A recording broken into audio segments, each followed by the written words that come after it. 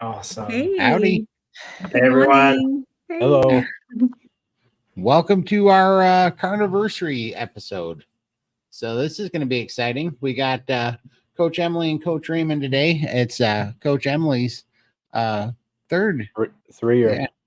3 year Carniversary, and it's let's see, we should go from there we go. 2 for Lindy, 1 year for me. It's Michael's 6 And months. I'll just go like this. Yeah. And then Raymond showing off at 6.5 years. little difference there. 10x Michael. Okay. But that absolutely, thanks you guys for tuning in. But this will be really fun. We wanted to have a kind of a celebration Carniversary episode about how our Wrong spot, Todd. Yeah, I don't know that. I asked you if you're going to do your OCD thing and move me or not, and you... I was busy. But anyhow, thank you guys for coming in, and yeah, well, let's. So how do we want to do this? We'll start from Michael up and give a little quick intro or where we started and where we're at. I am still fasting. Day 7 on my fast. Oh, wow. I am down so far just on my fast 27 pounds. That's amazing. And gonna keep going till tomorrow. Yeah. And we're gonna I'm playing it by ear. Gonna see how I feel each day. If I feel like I gotta break it, I'm gonna break it and start eating again, eating slow. And I plan on doing this again. I like this. I love the weight loss. So I'm gonna give some numbers here. My highest weight that I know of was 722 pounds. Okay. When I started Carnivore on my birthday back in July on 7/16, I was 654 pounds. Mm-hmm. I am now down to 506 pounds this morning. Oh my goodness. Yay. So I have lost 148 pounds in 175 days. That's awesome. That's amazing. Yeah. I never believed I could do this, and it's freaking amazing that I have gotten my life back, and I'm on track to going where I want to go instead of going the other direction. Right. So that's my update. That's awesome. That is a miracle. I mean, how you feeling? Like you must feel just so much better. Well, now I'm on the fast. I'm a little tired today, but no, I feel so much better. I'm depression free, and the pain is going away. I look forward to life each day now. I look forward to getting up. That's worth it right there. Before I used to go to bed at night and kind of wish I wouldn't wake up in the morning. Because I was just at a break, and that was only 6, 7, 8 months ago, and so this has changed my life that much in that short time. So if you're out there and you're watching this and you're up in the 5, 6, 7 plus pounds, listen to me, please try this 30 days, stick to it the whole time for 30 days, and this can change your life. I guarantee it. I promise you that. And if you need help, reach out to me. Or Todd or Lindy or the amazing coaches at SBG. They know what they're doing. Listen to them. Mm-hmm. Yep. Michael, I want a whole episode all about you. Okay, but I know that's not what you guys are doing today. So, but just remind me of your initial, your moment that you made that choice. The start, I was broken. I've been homebound for 20 plus years. And I wish I would have found this 20 plus years ago, or, longer than that, because I've always suffered with weight. I was in high school. I was almost 400 pounds in high school. And, when I was in the wrestling team, I was a heavyweight for our wrestling team. And, I wasted my life away. And I didn't realize how addicted I was to food until I became free of it. And then I looked back, and that's when I realized it. When I went through 1 month of withdrawal is when I was realizing that, man, I must really be addicted to the sugar and the carbs. And when I get on the other side, I look back and I say, wow, it's amazing. I no longer have the thoughts of food at all. I don't think about food at all anymore. Before, it was constantly in my mind. I would just get done eating, and then within an hour, I'd be thinking about food again, or I'd go back and get a few more bites. I just couldn't get away from it, And it's so hard that now I see how a drug addict is, or an alcoholic, or anything like that. You never understand it until you see it from being free from it. That's when you truly understand it. Isn't it weird? It's like we're in a fog or something, and we're all just react. You react, and then when you break free out of that fog, you're just like, whoa, where was I? Yeah, it's amazing to be on this side of it now. It's incredible. Yeah, it's kind of funny. It's like carnivore miracles are kind of standard operating procedure on carnivore. There you go. It's, it becomes almost a joke because people are like, they can't fix all those things, but it's just healing the body, and the body's fixing all those things. Our bodies are incredible. My blood pressure is down to 106/62 last time they checked it. Whoa. Yeah. For a 506-pound guy. Yeah, right. They would say that's impossible, right? Yeah. That's great, man. Absolutely. Doing good. I mean, that's what you're looking for, is all that quality of health from there, and that's what you're feeling. And finally, and honestly, we all look at weight as the real barometer, but of course, I don't think that's it. It's how you're feeling right now. It's the fact that you have hope for the future.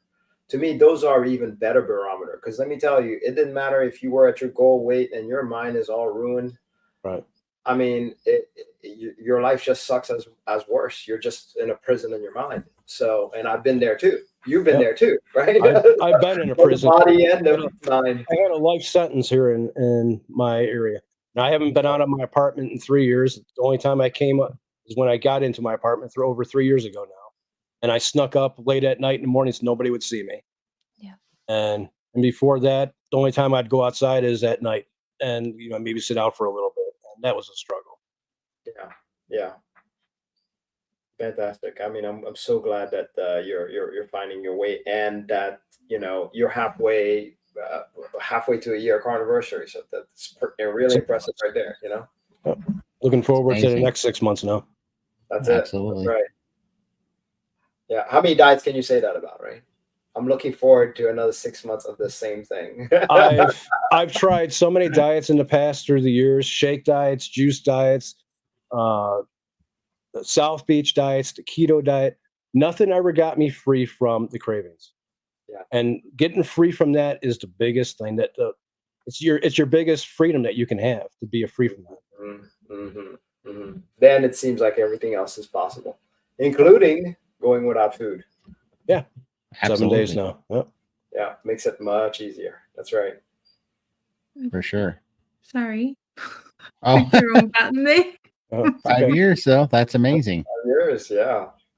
Very good job. Yeah, that's incredible, man. That's absolutely incredible. Oh, you're starring it. I got you. We're going to come back to you. We're going to come back to that. Sorry.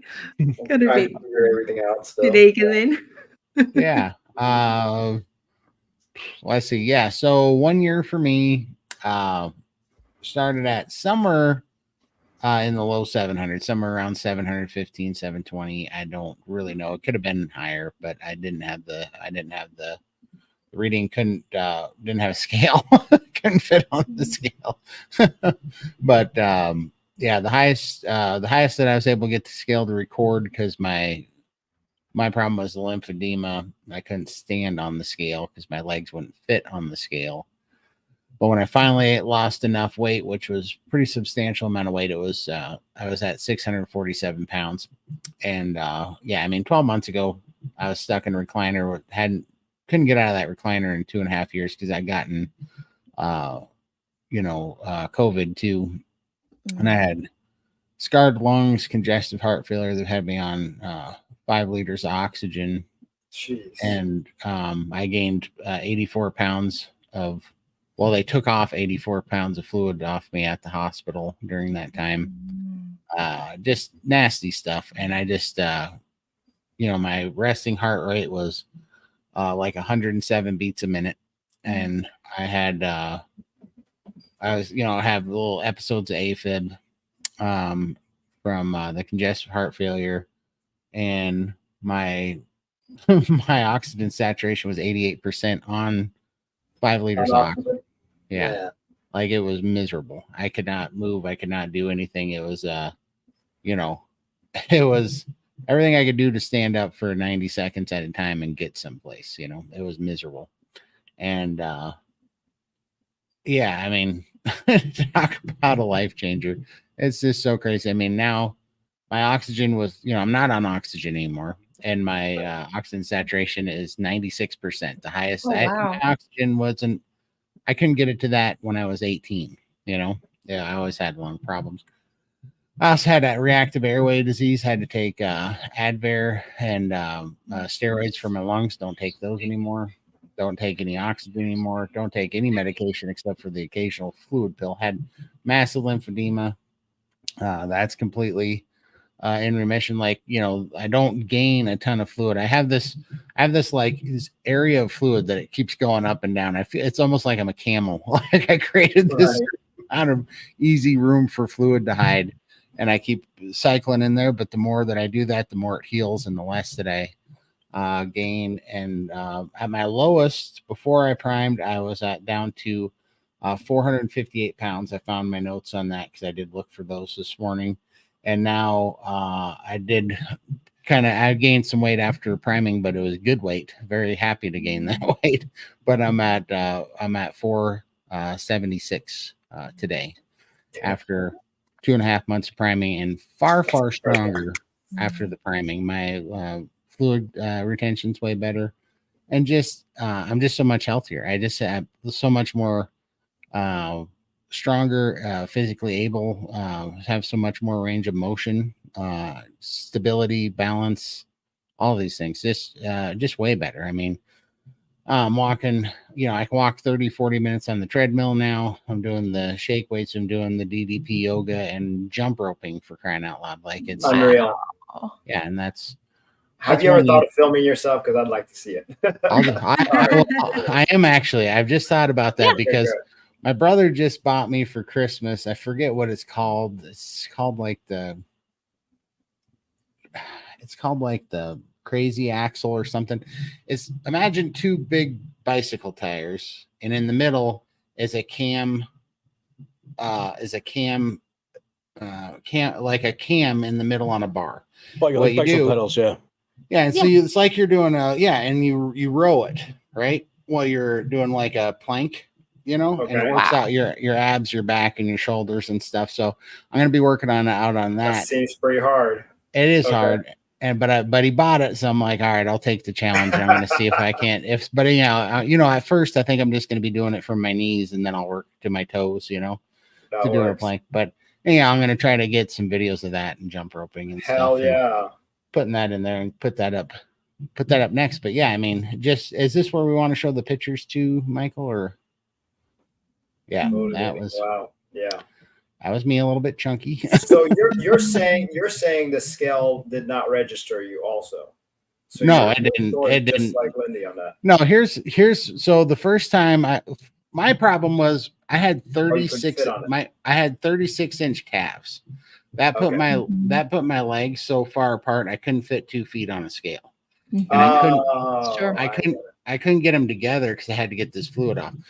One time in the middle of it, I was like curling my feet in and pushing my legs together, and I got on my 700-pound scale. Wow. And I got on there and the LED screen blew up on it. I broke the scale. Man. No, I still have it to this day. I have a 700-pound scale with a busted LED screen because when I finally got on it, it broke. So I don't know how much I was. I could have been 750. I don't know. I don't know how much. It took me 4 months to get my legs small enough to get on a scale. And when I got there, I was 647 pounds. I have no idea, but I know that in this picture, I was at least 650 in this picture. This one right here. I remember that. That was at my dad's funeral. Oh wow. Wow. But yeah, Wow. I was huge. And you were bigger than that when you were trying to play with the scale. Oh yeah, by far. I Wow. have a Michael can cycle. Yeah, that was about the peak. You don't get a good idea of how big I am there, but that's when I was on oxygen. I was sitting in that chair that I was stuck in for 2.5 years in that picture. And I don't know when if you you say stuck, what do you mean by stuck in? Like, I mean, I spent all but 2 minutes a day in that chair every day. I went to the bathroom one time a day. damn. And that was it. I spent 2.5 years stuck in that recliner. I could not breathe. My blood pressure go through the roof. I'd stand up. I would get blackout dizzy. You know, I slept in that chair. I worked in that chair. I lived in that chair. Damn. So wait. Okay, let me get this right. So it was difficult for you to get out of the chair too? Oh yeah, Or how'd that work? it would take me an hour to talk myself into standing up because everything was so miserable. Wow. My legs hurt so bad. Like you can't imagine the knee pain, the hip pain, the back pain, and I would my oxygen would tank just with the exertion of standing up. My oxygen would drop Oh, to it would drop, right? yeah, like I would go into like 70% saturation just standing up. It would take so much of my lungs away. My lungs sounded like a bagpipes when I would just breathe. Like it was all whistly. It was miserable. It was a nightmare. How long ago was that? That picture was about maybe 13 months ago, 14 months ago. This was when this was 5 months in after I was able to get on the scale and I was able to stand up. I took that picture. That was me in front of the mirror after when I was able to stand on the scale and walk a little bit. That was 640-ish pounds. Right. Wow. So you did carry That's a lot. that green shirt. That's that green shirt that I was wearing in that picture with my that green shirt that I was filling out. That's that green shirt. And I was still 560 pounds or so in that picture. Yeah. Yeah. Well, hey, you're standing taking a picture of yourself, so you can tell you're doing a lot better already. Oh yeah. Yeah. And then this is when I started really dropping some weight, but my legs were still a mess. But Legs. Yeah.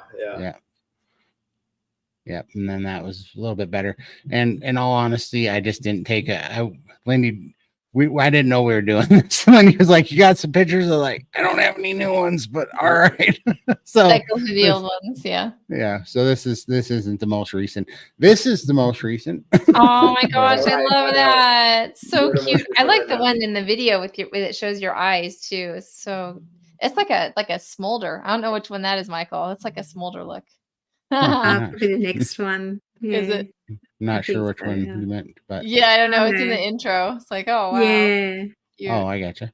But yeah, so that's I mean, like it's so encouraging to I can't imagine what the next 12 months is going to be like, Yeah. starting off from here, because it's compounding, right? It's like the compounding penny. My dad always told me that story and I always loved it, and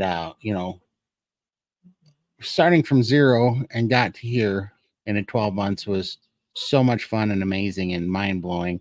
I can't wait seeing what starting from here where I end up in 12 months, from here. It's going to be incredible, looking very, very much looking forward to it. And this priming's been amazing. It healed so many things, because honestly, I would be further along if I would have primed at 7 months instead of priming at 9.5 months, because I stalled out from 7 months to 9.5 months because I just was under eating. I was doing OMAD, and I was tired for 2.5 months, and I was just being stubborn. I just wasn't letting go of it, and I thought it would get better, and it didn't fix it until I primed. And that's why this has been the best weight I've ever gained in my life, because it's all been strength and healing. Like I feel so much better. I have so much more energy. I sleep so much better. I mean, I breathe. So I was just thinking today, man, I can't think of the last time I was really winded. Oh wow. You don't get short of breath anymore. No. Yeah, I mean, all the time.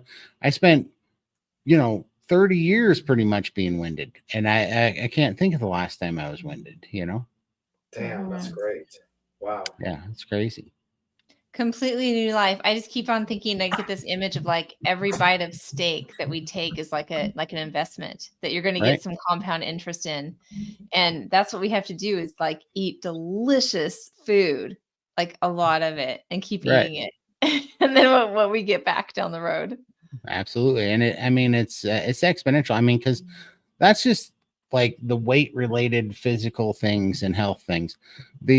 The mental stuff, like suicidal depression being gone, crippling anxiety being gone. And then I used to be addicted to gambling. I really was for a long time. That's completely gone. Got completely freed from caffeine addiction and nicotine addiction. I mean, it's all gone. I was just talking to Carrie Mann at Homestead How the other day. I'm like, we need to kind of look into, seems to be a connection between anxiety and like addictive personalities and compulsive habits, because there's some sort of link there that and well, then Raymond showed me that book too. He see the book that you held up the other day, and he was said, Julia Ross. yeah, absolutely. And I was like, that makes so much sense. Yeah. And so I just actually pulled that up, and I'm going to buy it because I'm like, I got to read that book. And then I remembered Michael gets fine stuff, but I'm gonna, good stuff. But anyways, he's got information. But, He knows things. He knows people. But I'm definitely going to be reading that because I've just been noticing there's so many people of us that are have that in common, that addictive personality that went away with Absolutely. Carnivore. And I'm like, how is that working? But there's something really there I want to pursue more, because it's really that's really got me interested. Well, it's you're willing to be honest with yourself, and you're willing to say I'm addicted, and you're like listing them out, this, and it's kind of like when you let one thing go, then something else comes in. And I've appreciated that about your journey, Todd. Like you kind of question anything in your life, and you're like, was I just drinking too much sparkling water because I just didn't want to deal with my stuff, and so I just I was bored, and so Right. and so I love that anything's on the table for you as far as, will my life be better if I, do or don't this thing? Yeah. Yeah. Well, and that's what I'm saying. Like when you start to heal and this all becomes more clear to you. Well, and also you're getting amazing, helpful cues from your own body, that it's pointing you in the right direction. It's like it's talking to you if you listen to it. It's right there. It's like it can be your friend. It's like you don't have Right. to be an enemy with your body. Yeah. Right. At odds, because the more that I listen to it, and that's literally, to me, it's still one of the most shocking things that's happened is the nicotine, because the nicotine, I was not planning on quitting. I thought, well, I've given up a lot. I don't need to drive myself crazy by giving this up right now too. If maybe someday, that was in my head, and that was not on the table, was not planned. It just happened. It just happened where my body did not want that anymore. And it only took 13 days to quit a 26-year massive nicotine habit, and it was gone. And you hear all these people say how it's impossible, to quit smoking and all this, not impossible, but very, very, very, very difficult. And man, when your body's healthy and healed, or maybe just nourished or whatever that is, it was not difficult at all. I mean, in fact, it was almost, it almost wasn't my idea. It felt like wow. The struggle out of it. It's kind of funny because when I was talking to you and you were doing Carnivore this whole time, I didn't even really suspect that you were dipping or chewing. Right. So, and then you just came up. It's like, I'm going to try to give it up. And I'm like, damn, this is the perfect time to do it during priming. But I wanted to warn you that you're going to want to eat more. And sure thing, that happened. And that was okay. And that even abated that feeling. But you would have thought that you would eat yourself, like treating it like a new addiction. And it didn't. Well, for a little while, you had to replenish, right? And once you did, to take over that thing, and then it was gone. You didn't even need the food anymore. It seemed to have stretched out my priming for like another 5 or 6 weeks, to be honest with you, when I quit that. But I mean, that I'll take that trade-off any day. Get rid of nicotine for more steak for an extra 5 I know, weeks. right? Like that's a no-brainer. And it's made fasting. First of all, that 5.5 day fast or whatever went fantastically, and now I'm going into the rolling, or the up and down days, the alternate day fasting, and today's my first, I'm fasting today, first 36 hour after the 5.5 day one. And I mean, it's just so incredibly easy. There's just not a single thought of food. And I worked hard to get the meat in yesterday, and I put 3 steaks in just so I'd make sure that I had it. But this is completely effortless today, and so that all worked out, fantastically. I'm really excited to see where, in the next 30 to 60 days, how this is looking. So you have like an open channel of communication with your body and your hunger and signals and what your body needs. Yeah, it's really hopeful to think that your body can actually not only adapt but fix itself like this. It's like you would think that all of us here are, because of my age, first of all, are at the point of no return. There's no fixing this, right? Yeah, but that's not the case. Apparently, the body, as long as it gets what it really needs, it does tend to fix itself. I know. That's very hopeful by itself, right? It's so amazing that I really start to wonder if there is anything that's irreversible when it comes to disease. Yeah, I'm starting to think that myself. I'm like wondering what. Maybe it's difficult, but I don't know that irreversible is even a thing. I mean, as far as disease goes, anyways. Yeah, we get metabolic disease. Yeah. But now to the star of the show, Lindy. We're doing Lindy now. The star all stars here. I thought we were going to do Emily next because she's 3 years. Yeah, I'm 2 years. Okay, hold on. I'm not ready yet. Go ahead. You can start talking. I'll get your pictures ready. Yeah, Michael's in the middle of a fast. He hasn't eaten food for 7 days, so his elevator's skipping floors right now. We'll give him a break. I'm good. Go ahead, Lindy.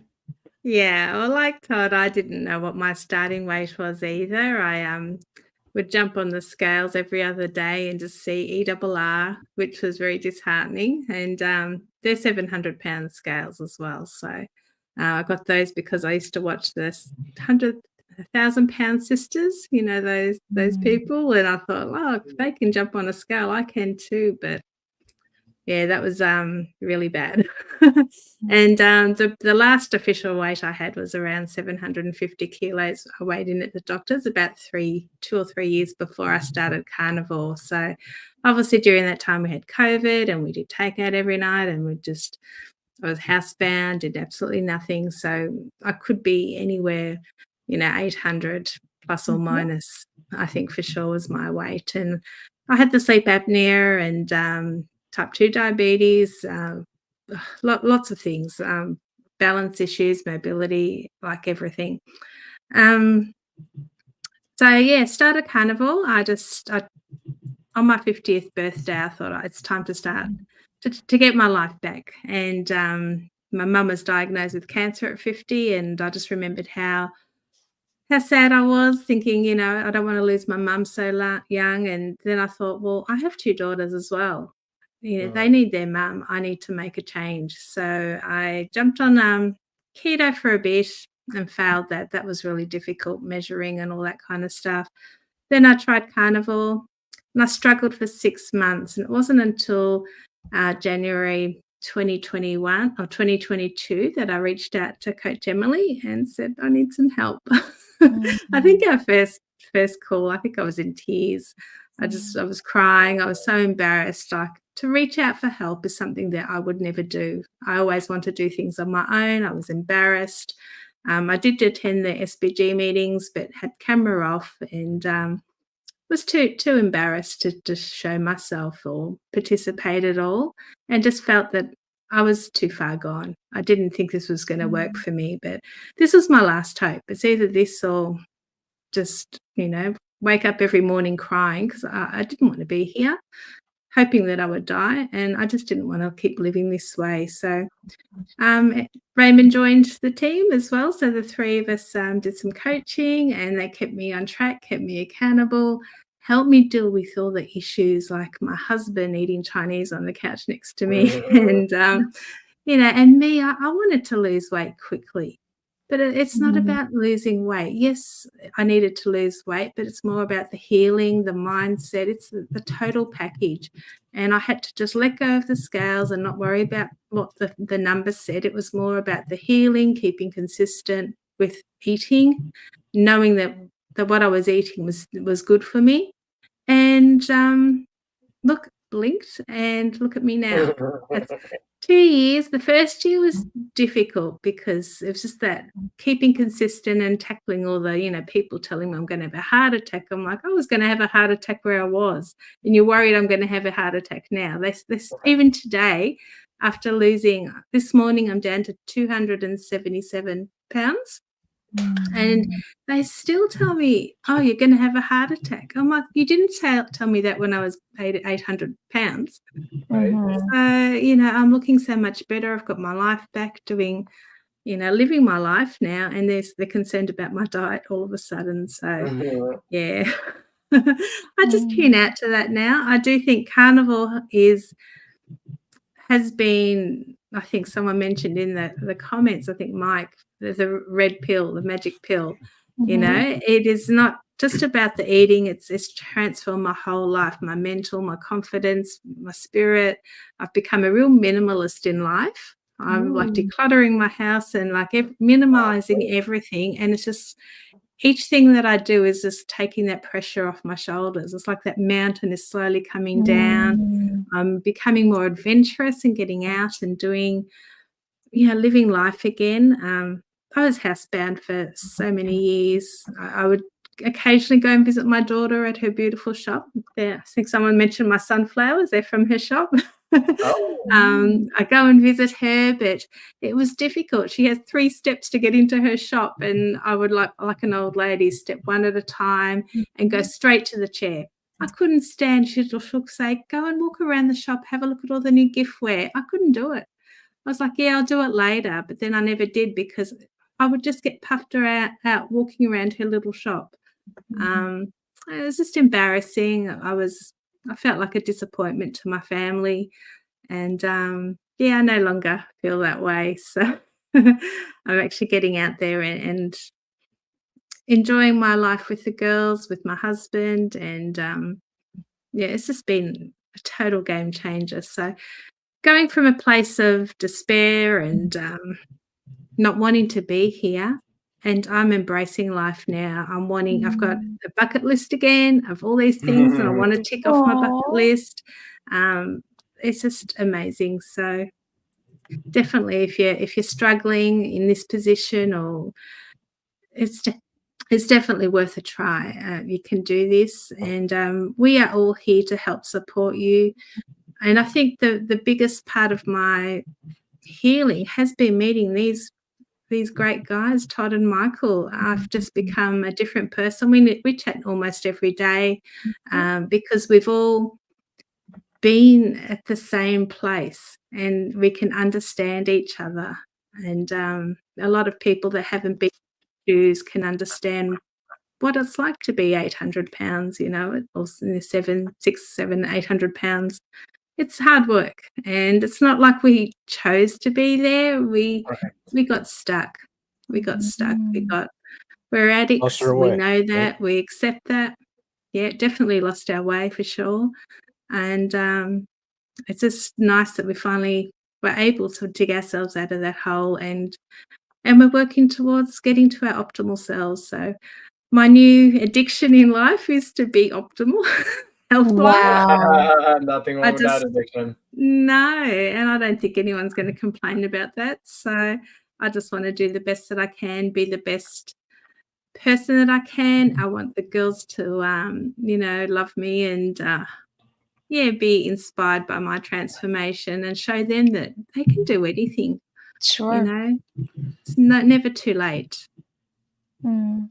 I love the baseline. There's just like this baseline of compassion. And I see that in all 3 of you guys. You have so much compassion. And here's the thing too, like you have compassion towards yourself. Like that has shifted. When you look at, where you were, even just to hear Michael talk about it, he's like, yeah, we're stuck in a tight spot. We had lost our way. Like these aren't like, you're a horrible person. You don't deserve to exist. And, like all the stuff that goes on in our head, that how we feel when we feel like that, when we're metabolically screwed and not firing correctly. Yeah. So I think that so much of what I appreciate about what you guys bring to the community is like compassion, and like we have been there, and there are so many people there, and I love what you're doing. Well, and that's such a good point too, because right there, I just wanted to expand on that because, for 20 some years trying to lose weight, I thought it was, just me, and because I was doing what the doctor said, it didn't work. I followed these diets, they didn't work. Thought I was screwing it up. And the thing that really is tragic about that is it's kind of like putting the wrong guy in prison type of thing. You not only do you have the wrong answer, right, you're believing a lie, but you also stop looking for the problem. You stop looking for the guilty criminal there in the midst of this thing, and you don't really find the answer. You don't really find justice there. And that's what I hated about it.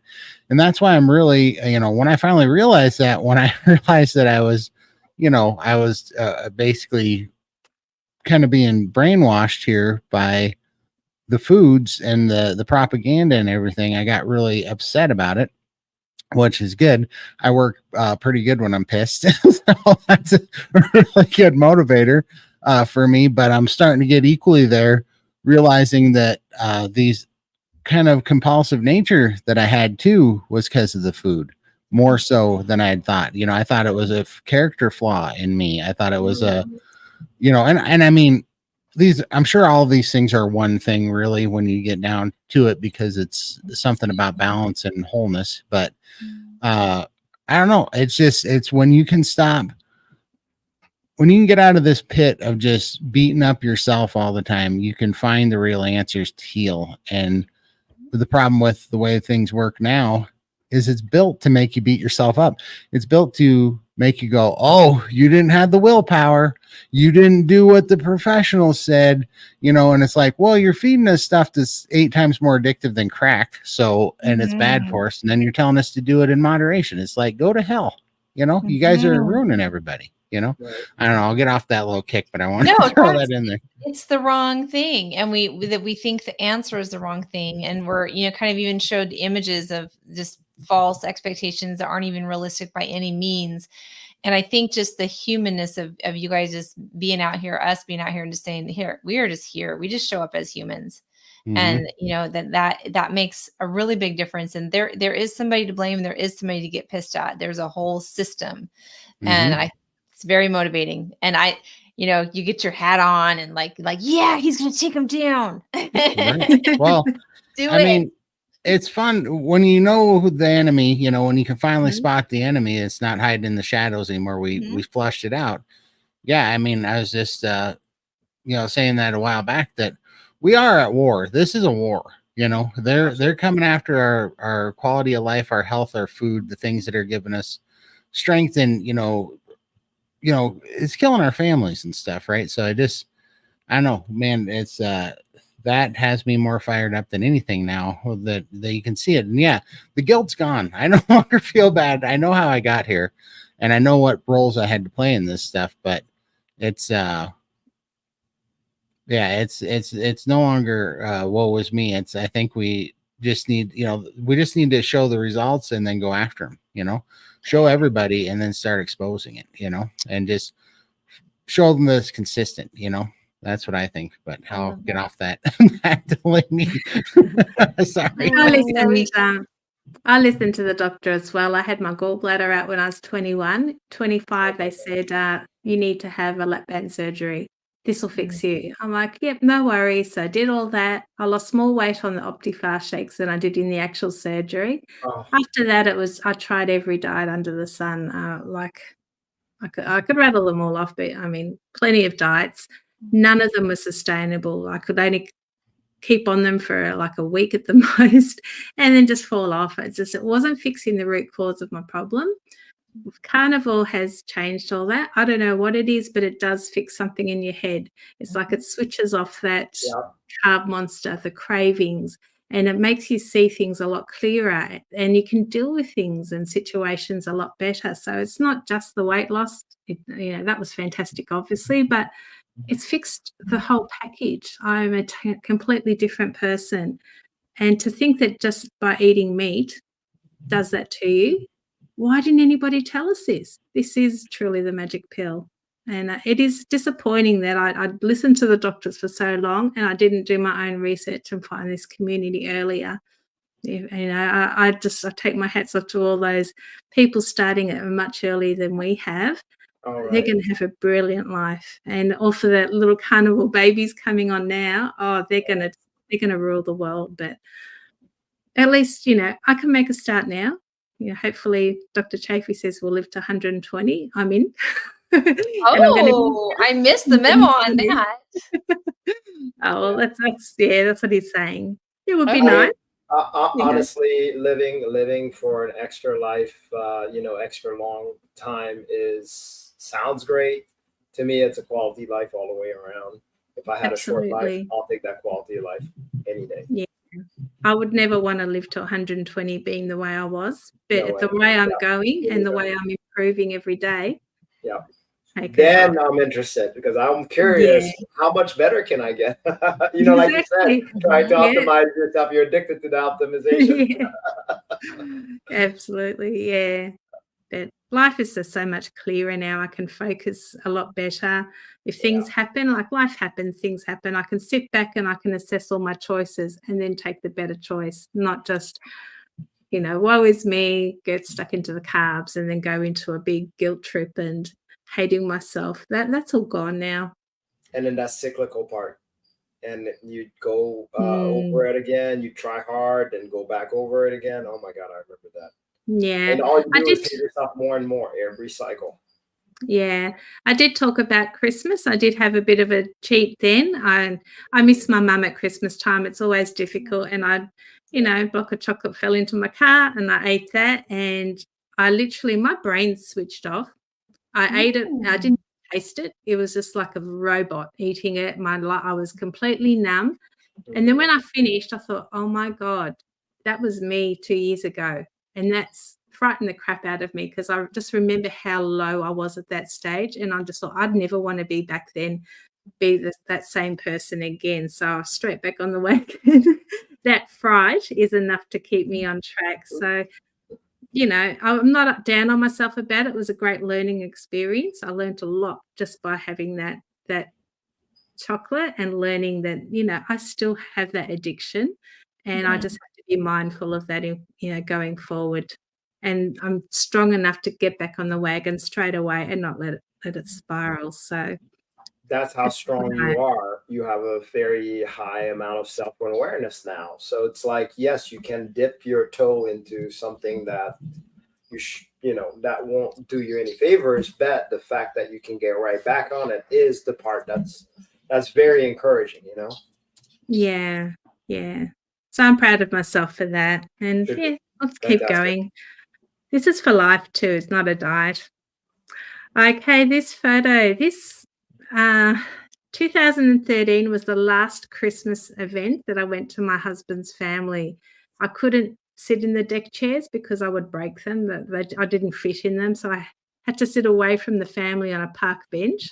And I was completely embarrassed. This wasn't even at my highest. 2003 was the first Christmas this year I've just been. I finally went to another Christmas function and that was awesome. So that's what the two photos are. But yeah, definitely not at my largest. That was obviously 10 years ago. But it's I'm part of the family again. I didn't want to see the family. I was embarrassed at my size. I just hid away from the world, but I'm no longer in hiding. So it's a cool photo, that one. Makes me happy. You can see such a difference in the mood and the demeanor. You can see the confidence. The other one, I mean, you're lovely in both photos, but the 2013, it's a little bit of a forced smile. You can see something going on behind there. Yep. And it's I didn't want to be there at all. Yeah, it was so uncomfortable. Like a cringy smile, like I'm smiling, but And this is 2019. My daughter was going on exchange to Japan. And I had the dog in front of me trying to hold my body, but obviously you can There we see she's go. not big enough Right. to hide me. But she wanted a family photo to send to her host family. And I didn't want to do it, but I'm like, how can I disappoint my daughter? And then I was so embarrassed. I hated the photo, but I let her send it to the host family just so she could show her family. But yeah, so that was another one I'd found just recently, and yeah, I was very uncomfortable. And then 2021 was when I kind of just before I contacted Emily. So you can see with the face, I've got the big chin happening, and I don't have body photos because I just didn't want to be anywhere near a camera. Yeah, you don't want to see them, yeah. No. Well, and also That's- when you're that big, like you don't let people take pictures of you in group functions, and you don't even really want to be seen in them. And then you're too big. It's not like you're out there taking selfies where you can't even, you're you're always like, I'm getting to and from a place to sit. That's all you're thinking, Right. Yeah. Yeah, no, I get it And too. you're always conscious of people watching you and looking at you, and yeah, you just want to hide away from the world. You just don't want to have people look at you and judge you. Yeah, that's why I disappeared for 20 years. Yeah. Yeah. So yeah, there's my 221 photo and one taken this morning. So with your my sunflowers. Oh wow. Your neck is amazing how much change that did, just the neck alone, the double chin. Crazy. Yeah. Crazy. I've still got the little turkey neck there. Like if I don't want to do a side profile, but you can see I've got it. some too, Lindy. It's all right. Yeah. But I actually had a comment the other day. Wow. Someone told me I had nice cheekbones. I thought I didn't even know we had bones in our cheeks. I love your chin. The more fit you get, I notice your chin. It's just so pretty. It's my father. They've all got really large chins. It's a curse in our family, and I think I've got it. Now that I've lost the weight, I think I've definitely got that cursed chin. So. Pretty. Yeah, and that's just my montage. Yeah, and I've added the new photo in there. So it's just an updated photo of my progress, just my face shots. That's all I've got. Lindy, I shared this one at KetoCon. Raymond and I shared this one in our presentation, and people just started bursting out in applause for you. It was so cool. So cool. Such a difference. Updated version. Such a difference. Yeah. That was last April. Right. I'm a new person for sure. Like I look at the first photo and I'm just so sad for that person, and then I think, oh geez, that was me. And it's just hard to, it's difficult. Losing so much weight. That person. Yeah. Losing weight so quickly has been great, but my mind hasn't caught up yet. So sometimes I still feel like that person. Sometimes you get a few aches and pains and you just think, oh, but it's going to take a while for my mind to catch up to my body. But it's going to be a long ride, but I'm in for it. So all good. It's exciting. You guys are going to be in that kind of world together. Like I remember that too. Just funny things like just being out in public and, just having people like not ignore me. There's one thing where they're staring. There's one thing where you're just invisible. And so when I was in my, 200, 300 range, it was just kind of like made people uncomfortable or something. So they just kind of, I just was invisible in social circles and a lot of different things like that. And so it was just weird. Like, oh, people want to talk to me now. Like, it's weird. Right. Yeah. Still surprising. Well, what about the disgusted look? So I've gotten a few of those. Oh, yeah. I've gotten that all the time. Yep. Yeah. Yeah, so many. And just the little kids pointing at you saying, there's a fat lady. Look at and no wonder you want to hide. Like if you're an alcoholic or a drug addict, you can walk down the street and nobody will flinch. Yeah, no one sees it. That's right. I remember little kids, the first thing they'll come is rub my belly. How is it so big? Yeah. Really can't hide it. Right. So, but anyways, yeah. Oh yeah. Todd's like, oh yeah. Yeah, no, Rub the I belly just, for good luck. I Yeah, just, yeah, I always got Buddha that. My belly. belly was like the Buddha belly for good luck. So I just remember so many things. I was so big for so long. Well, like I said, I was, 600 pounds when I was 14. So just so many funny things. I remember when I'd lost some weight, but I was like 500 pounds. I kid you not. It was the funniest thing I remember to this day. I was laughing so hard, but I was trying to learn how to snowboard at 500 pounds. And so I got this snowboard and I was on the bunny hill and there's this little kid right in front of me, tiny little dude. And I mean, he's killing it compared to me. I mean, he's just killing it, but he's, this is when I learned about inertia. Like being heavy, you don't need that much of a slope when you got a little bit of inertia behind you. But this kid had watched me eat crap, because we were all going down this bunny hill a bunch of times trying to get it. He'd watch me eat crap like 5 dozen times. And we ended up right next to him, and that little dude looked up with his little tiny skis and he's barely puttering along. He goes, "Don't fall on me, mister." Oh my god. I died laughing. It was the funniest thing. Oh my god. In my life. I still remember that today. And then I finally started being able to stand up and snowboard. And then I had a hellacious wreck on the bunny hill. I remember looking at my own ass pockets, and I was like, I don't know how that's possible, but I saw my own wallet pocket on when I was wrecking, and that was when I broke my ankle that time. I was one of these guys. I was telling them I broke my ankle, and they're wondering how that was how, but it was pretty funny. But yeah, when you were saying that, I was just thinking about all these little things from your size, the stereotypes and reactions that you get from people. But that kid had one of the best ones I ever remember. Don't fall on me. Yeah, don't fall on me, mister. I must have looked so big to that kid. It was hilarious. I love that you can laugh about this. Oh my gosh, that's wild. Oh, it's so funny. Man, it was hilarious. That kid was awesome. Oh my gosh. And relevant. I mean, he's smart. He wanted to live. He's just like, I'm in danger. But yeah, so good. I was just reading some comments. So Emily's next, right? Yeah. Yeah. 3 years. Thanks, guys. I mean, 3 years. That's crazy. Oh, I remember we were talking about this last fall when you were talking about when you hit your 2 years, and we were right in that ballpark. Because I remember January 1st, before I started it, I was so hooked. I had gotten crazy hooked on all those keto treats throughout that Christmas season and was out of control. And I kept on ordering more because if it said it was sugar-free, then I thought it was fine and there was a green light on it. And so I would keep like putting them in my Amazon bag. I'd figure out where to buy them around town. It was the same as sugar. It was straight up the same as sugar. By the time I got to, worse.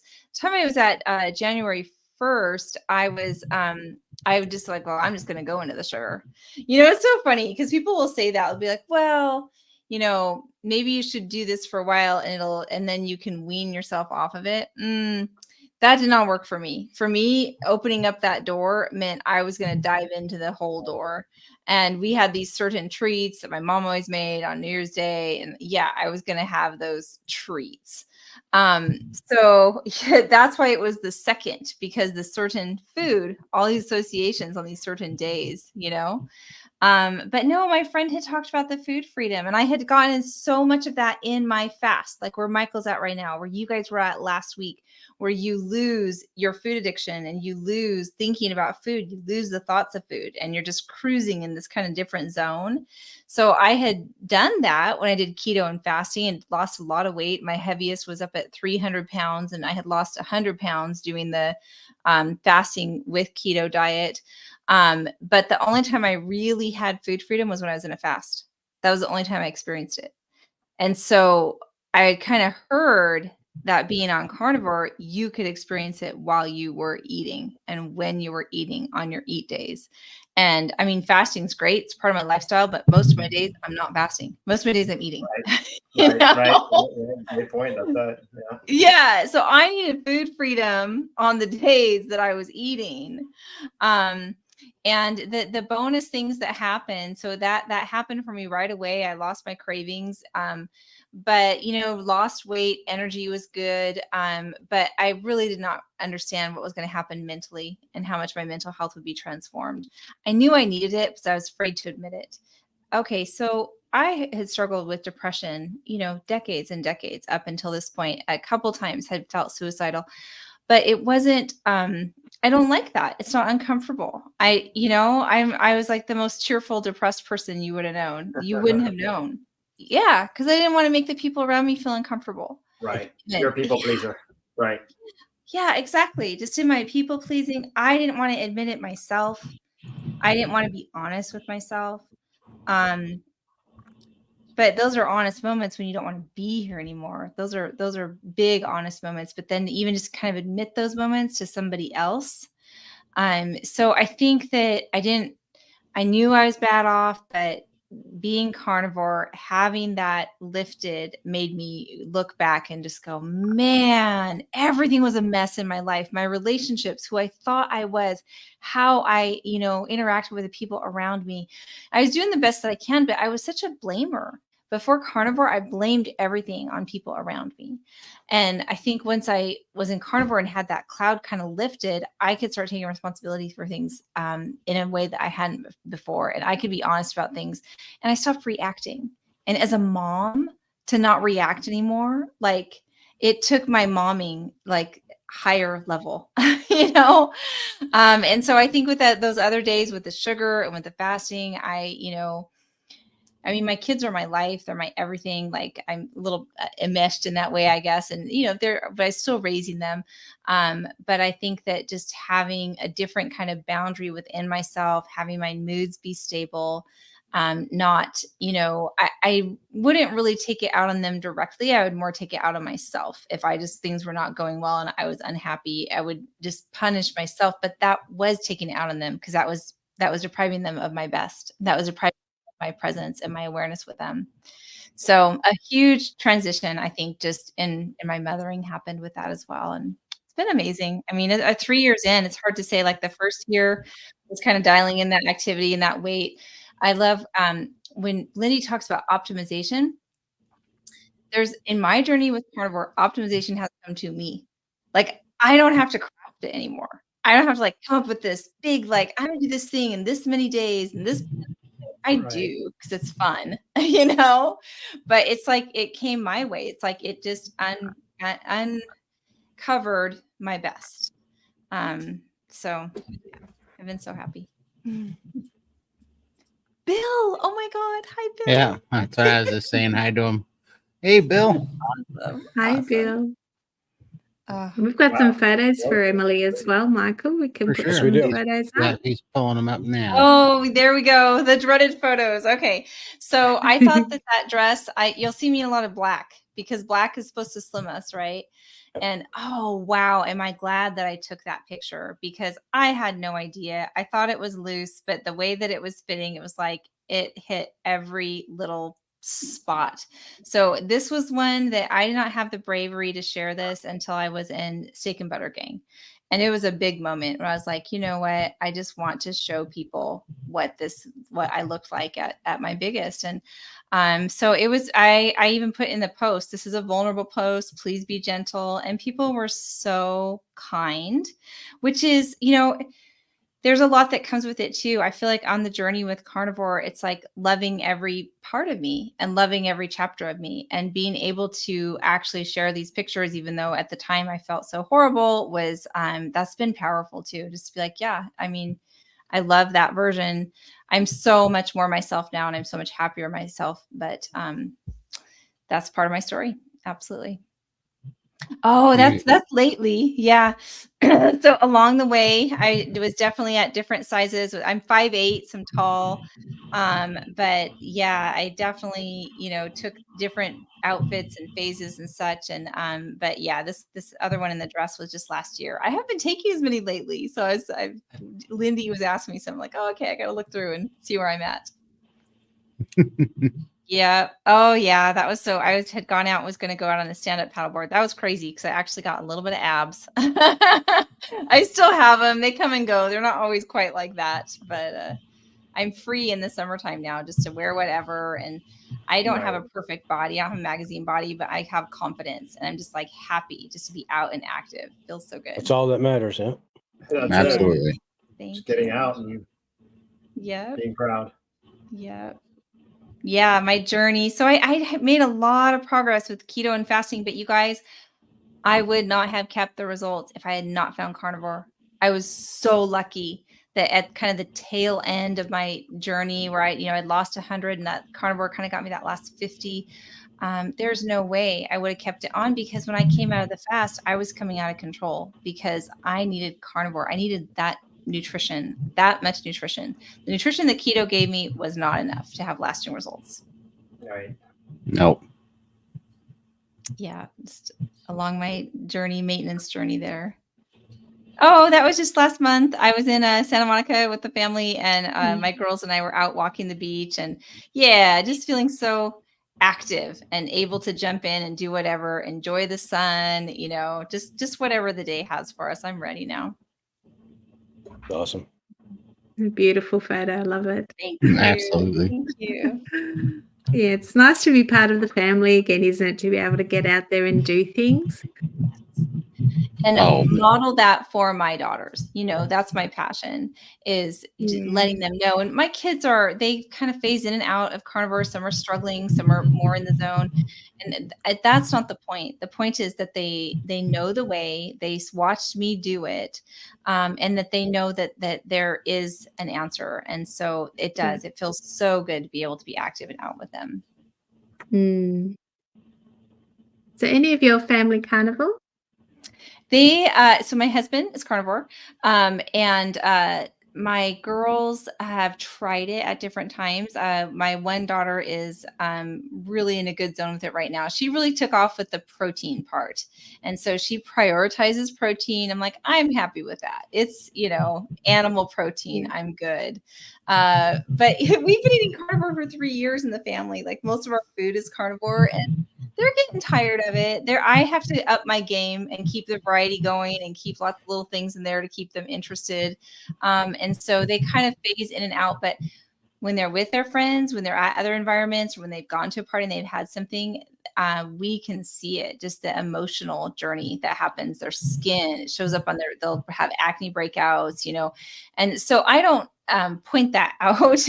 I tried that for a little while. That did not go well. But I know, like, if they're having a really bumpy emotional kind of thing, I think, oh man, what have they been eating lately? And I think that they're growing that awareness. And sometimes they'll be in a full-on meltdown and be like, I know it's because I had that cake and I didn't have any meat. And I'm like, yeah, I know. Yeah. I know Emily has a cookbook for carnivore. Can we post the link for that at all? It's a high-fat carnivore cookbook. You need to be in Bella's Mighty Networks. Oh, do we? Yep. Okay, all right. Yep. Maybe we can post the free link to the free forum, and then they can access it from there. Thank you. There you go. Cookbook, especially if you've got family as well.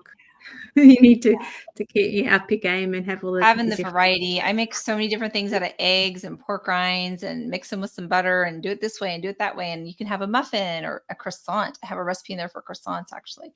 So yeah, if you're wanting to play in the kitchen and wanting that creativity and that variety, you can do that. I go in phases where I don't need that for myself, but sometimes my family needs it, or if we're going out other places, then it's helpful. Yeah. I've got one daughter who's starting low carb now. Yeah. I think she'll slowly transition to carnivore. She's a type 1 diabetic as well. So she's just a little bit nervous about it all, but she's doing her research, and I'm there to support her if she needs to. But so I'm happy about that. The other one, she's not interested, but that's okay. If she's ready, she'll jump in. She can see my transformation, and I'm here to support her if she ever decides to go down that road. Husband is full carnivore since January, so how is that going? Okay. Yeah, so far. We actually went out for breakfast yesterday, and it's the first time we didn't have his iced coffee, because that's his go-to. He loves his iced coffee with ice cream and cream. It's yeah. But the first time he hasn't had it, and we just did bacon and eggs, very clean, and then yeah. So we'll see. He'll join us next year on our Carniversary show if he can do the year. Yeah. Yeah, absolutely. My sister is doing Ketovore, and then her husband finally got on Ketovore, and he's loving it. But I was talking to her today, and I think they're ready to go carnivore. I think I'm going to sign them up for SBG next week and get both of them in there so that they can. Todd is like start the seeing it. Santa Claus of gifting. Oh, my carnivore boars came, by the way. Oh, You're my how are favorite they? person ever. Perfect. Good deal. But I love how you gift the memberships with people, and then that just gives them this start to just get things going. Absolutely. Get Yeah. them in the group. It's to me, it's just so powerful. That's where anybody needs to change their diet, change their health, change their life. That's where they should be, in my opinion. So Yes. Yeah, there's nothing like having a nice community to be a part of it. That we all are part of it, which is nice. absolutely. Awesome. Yeah, and I definitely relate to not wanting to put those pictures up. You know, it's so funny. That's when I knew it was the healing. You know, that your body heals. My mind is different now because when I wouldn't even take my shirt off around family back then, and now, now I'm putting pictures of my man boobs on the internet. It's hilarious. Nice. I love it. So, yeah, I totally agree. Actually, I'm amazed that you could take pictures of yourself, because that was one of the hardest things for me to do. It sucked. It was super hard. Yeah. You don't even want to look in the mirror. You don't want No. to look in the mirror. Yeah, you don't want. No, see that's why I what- got yeah. one picture. Well, I got two pictures in the same little group there that I took with my shirt off because that's all I could muster up then, Yeah, that's impressive. Yeah. Well worth it. Now you're probably like I've always said, my proudest picture is that first picture. It is. I look at it now, I'm like, yes. The hardest one to take. Yep. I was a dumpster fire a year. I was a dumpster fire a year ago. Now look, yeah, like, for sure. where Now I I'm love seeing those terrible pictures. Yeah, sometimes when I feel down enough, I'll just look back and I'm like, yeah, things are all right. For sure. I appreciate it, Bill. I'll check it out when I get out of here. Have a nice night, Bill. I appreciate you stopping by. Yeah, absolutely. Awesome. And then Raymond's big. Raymond's next. He's the goat. Raymond's the goat. He's been doing it longest. Yep, 6.5 years in this group. So But it's not a Carniversary for me, so that's but it's where you're at. basically feel free to inspire people, because what I love, this is why I was excited about having somebody on here that's got 6.5 years, is because there's a lot of people that sit here. I mean, Sean Baker even was like, and it's a very fair question for me, because I've lost 300 pounds twice before and 200 pounds twice before, and he's like, what are you going to say to all the people that say this is just another one of your extreme weight losses that you're going to gain back? And I know the difference, and I've said it. I know the difference. Yep. Yeah. Because I'm not no white knuckling. I always said that I always felt like I was hanging on the edge of a like in those movies when you see the cliffhangers where they're trying When's to it going to be over? Mm-hmm. Right.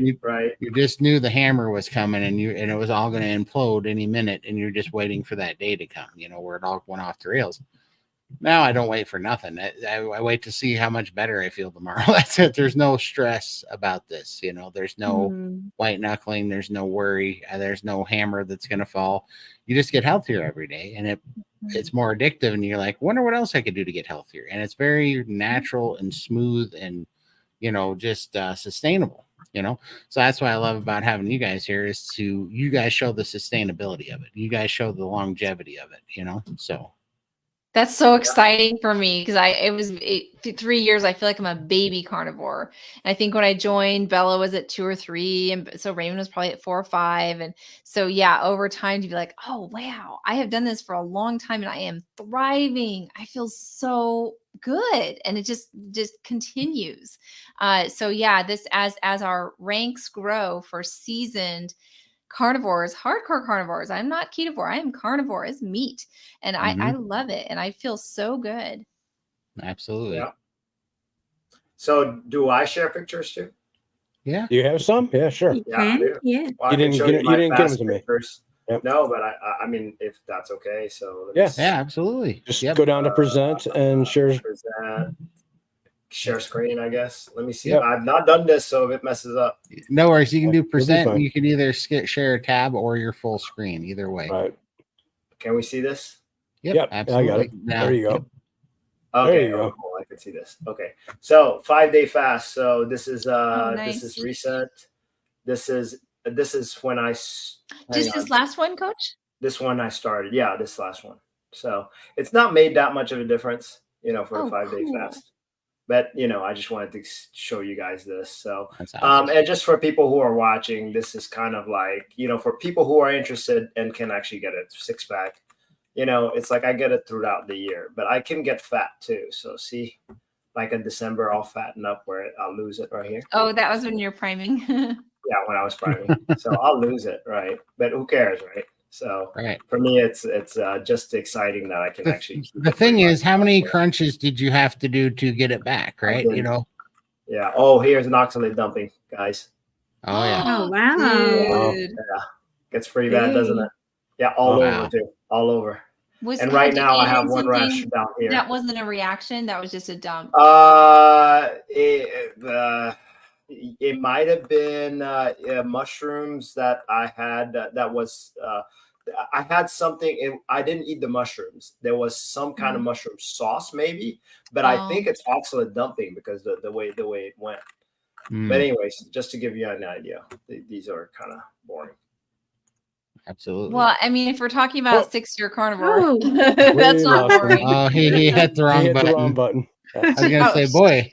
Well, he didn't end our stream. No, he No. didn't. No, I think we No, removed that Michael- button. Yeah, Michael took that button away from Last Raymond. When Raymond did that one time, he took the button away from him. Yep.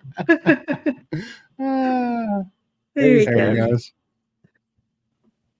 There he is. There you go. Sorry. I told you I'd mess up somewhere. There. All right. I didn't know. Anyway, so just a little bit of backstory. So right now I do have a little bit of oxalate dumps from the 5-day fast. So, and by the way, all these pictures, that's the flex pictures. So there are unflex pictures and all that kind of stuff. So, but that doesn't matter. All of that is just from diet, mostly in fasting. Exercise was just something I like to do. So, but yes, awesome. The crunches, you asked Michael, the crunches. No, that's the thing. It's like it doesn't matter. Yeah, there was when I was fatter, I was doing a lot of crunches, right? I would do 100 a day. And I couldn't see it at all, right? So it's like you said, Todd, you got a lot of muscles under your fat, right? I'm finding that out just recently. Yeah. I'm like, and I'm like, where'd that come from? Right. So all we gotta do is get down to the point where the fat's not showing as much, and all of a sudden the muscles show. So it's pretty neat. So it's kind of like a little hack, right? So everybody looks at me as like, oh my God, you must work out like a beast. I'm like, you got to look at it this way. When we pick ourselves up, we're picking up 600-700 pounds every time we do it. It's just like working out in a gym. You are right. Yeah. Can you And imagine squatting 700 pounds? That's what you guys are doing, right? Yes. Yeah.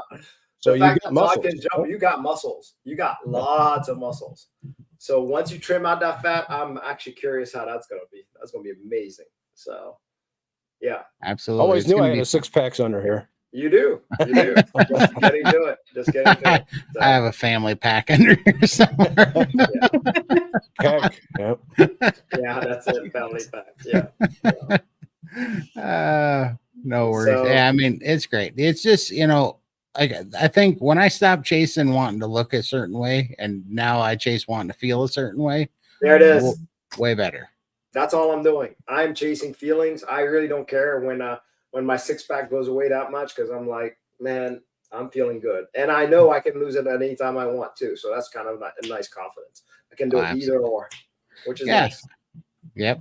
It's crazy. It is crazy, and I'm super excited to see where all this lion and alternate day fasting is going to go. I'm super excited about it. I feel like there's going to be a lot of healing. we got some starred comments and questions here. Probably want to get to. Sorry for the people that left them an hour ago, but we wanted to get through our introductions and our stories so that you guys could all see what what the show is about for the Carniversary. But here we go. Carnivore since July of 2022, 7 months sober today, second round of BBBNE on day 6. Yay! Awesome job. Congrats, Laurie. Laurie, that's awesome. Yes, That is and congratulations amazing. on being the sober. That's Congratulations. It's huge. Yep.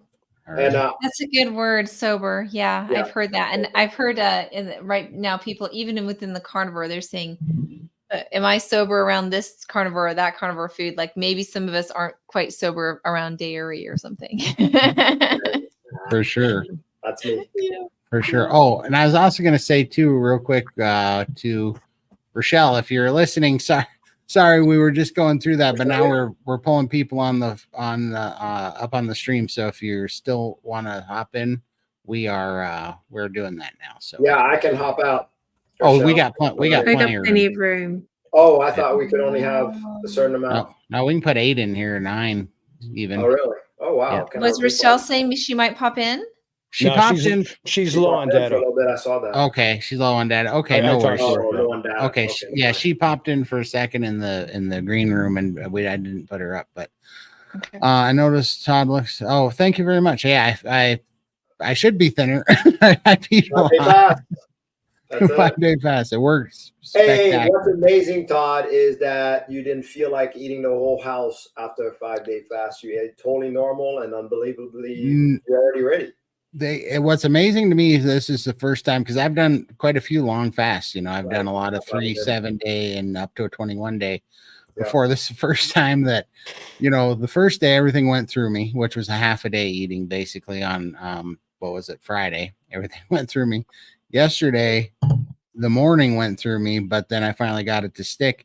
And I ate 3 steaks yesterday because I was like, all right, I got to get some protein in. And then when I woke up this morning, I knew as soon as I woke up that I was fasting today already. I was like, I just knew it. So I already started another, I'm in the middle of a 36 hour because I'm starting my flying and rolling, or alternate day fasting. So that's working awesome. You guys are killing me. So, Todd, I was waiting for Monday because I'm going to start tomorrow. So you're already starting every time before me. I know. I'm not, but I'm listening up here when it says that it's ready. It's so I'm just true. I'm just taking it. I'm not gonna push that in the back anymore. I used to do that and try to outsmart that little still quiet voice, and that thing's way smarter than I am. Yeah. I'm gonna keep tapping into it. Do it. But thank you This very is much. my first long fast, and I think the only reason I could do it is because I primed like a beast beforehand, and then having the accountability doing a group fast, so we were all able to track ourselves on the apps and just talk to each other daily, and that really held me accountable. So definitely those two things led to my success. Your repeat was amazing too, Lindy. You didn't feel, it was like totally normal to the point where you're like, am I eating enough? That's exactly how Well, her first little bit was bumpy though, but you're right back. You're okay now, right? Yes. Yeah. I think salmon, obviously I'll never refeed on salmon again. I think I'm off salmon now. Salmon aversion for the next few months. Definitely not the right thing to do, but yeah, eggs seem to be fine. So that's just the hard-boiled eggs. And last night I had a little bit of lamb roast and that was fine. I haven't eaten yet today, but yeah, I don't have any hunger at all. And I've just fasted like 5 days, 16 hours. And you think I'd be ravenous and I'm not. So that's how I wanted to fast to go. That's exactly it. Where it's almost just like another day, no big deal.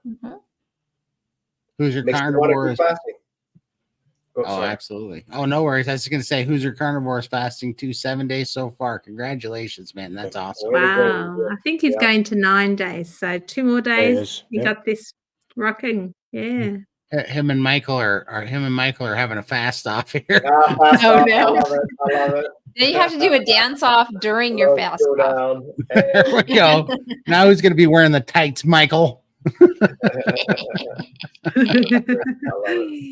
It's not so funny now, is it, Michael? Number 3 adults. The kindness and support of this group is amazing. Oh, thank you. Thanks so much. We appreciate you. Yeah. Todd, don't get off your soapbox. You were absolutely right. So shout it out from the rooftops. I think that was when you were on your soapbox. Yeah. And so we shall. We definitely will keep. We'll. We just got to keep getting the word out of there. It's too important. Mhm. We are at war. You don't have to be in healthcare to drink the Kool-Aid. I did too. So what can I say? We all did. We all did. Yeah. Yeah. For sure. No, and I mean, man, they try to make it so hard not to. Yeah. It's not. Nobody owes anybody an explanation of how we got here. It's so obvious how we all got here because it's so prevalent. But we got to really work hard to lead by example. I think to really show people. I think that's people are going to be looking for answers because being sick and hurting and losing your quality of life, they're going to be looking for a beacon. And we can be that. I think I really do. Yeah. Hi, Peachy. I have congestive heart failure, high blood pressure, low injection fraction, and diabetic.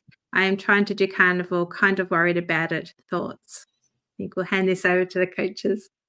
Wow. First of all, that's a lot, and I'm sorry. Now, what's interesting is, just like we said about drinking the Kool-Aid, we think to ourselves that you said, I'm trying carnivore, and you're kind of worried. Kind of worried because of your heart and high blood pressure, I'm assuming, right? Because they told us that red meat is really bad for those things. All I can tell you for me, though, I have also a bad heart, calcified heart in my case. And I believe when I was younger, I actually did have the right numbing pain and the heart attack happening. I remember that distinct feeling of a heart attack. It did go away and I didn't go get it checked. I'm very stubborn on the medical industry, by the way. I don't like going there. So all I know is that when I started carnivore, the way I know my heart got better is because I could do things that I couldn't do before. I was hitting PRs. I was lifting weights better. I was running better. And to me, if my heart is worse, I should see those symptoms of it. And that hasn't happened. Now, again, I'm not a doctor. I just can tell you from my experience what happened to me. So if you're willing to go through this, I mean, it's putting your life in your hands. That's what I did. So that's the only thoughts I can give you. Emily, what do you think? Yeah, I mean, to me, it's just about improving your baseline health and giving your baseline the best that it can. And so then these diseases, they all have a component of insulin resistance and of blood sugars not regulating correctly, and that stuff tends to correct. You're fixing things inside your body metabolically, and we just see these things improve. So I think that obviously you're going to need to check with your doctor. We can't give medical advice or anything like that, but I just feel like we're talking about a baseline of feeling so much better, functioning so much better, and that affects every system in your body. And I think that it's definitely worth giving it a shot, and worth kind of doing your own research for it. But I think we've got the great doctors. We have Dr. Barry. There's so many amazing, Dr. Hampton, even in our gang. That would be something to think about too, is joining a community where you can ask your medical questions. So we have doctors in our challenges all throughout the month. We have different visiting medical professionals that can kind of give you more specifics on that. Yeah, I mean, I just want to say this. I was in similar boat, right? I mean, I honestly don't think I'd be here right now if I hadn't done carnivore. I was in bad shape, right? And I had to make a decision, but it was following this, like the safe advice of the doctors that, I'm not blaming it all on them, but it was following that same advice. It didn't heal me. It didn't keep me from having all these problems, right? And I tried that. And also it didn't save my dad. My dad died of, leukemia, but before that he had 30 years heart disease and diabetes, and his health was atrocious the whole time, from the time he was 38 when he had his first heart attack all the way. I watched him take all the pills and go to his whole life, 30 years of his life revolved around going to the doctor, getting his pills. Their next thing they wanted him to do, he lived that life. I saw him live that life. I watched my mom live that life. Mm-hmm. And they got sicker. They got sicker and sicker, and their quality of life sucked. And so when I see a question like this, if it was me, I would, what you're asking is you're nervous to do it because you have these problems. To me, I'd be nervous not to do it because Yes. you got here by not making a change. By we all got here to this spot. Like, to me, you can't afford not to. And I'm not giving you medical advice. I'm not a doctor, but I think that's a good thing, right? I think you just can't afford not to do it. That's just my gut feeling. But I mean, you can't afford to keep listening for the same bad results. Keep following the same, the same beat of the drum for the same. It's getting worse, progressively worse. And I've seen that. That's why I get so mad about it, because it's this stuff that keeps everybody trapped in it, and it keeps us all in fear of trying to actually take a chance and get free from this stuff. And I think it's freaking criminal. We use words like safe and fear. And well, what really should we be fearing? We should be fearing what's making us sicker and sicker. What really is our safety in?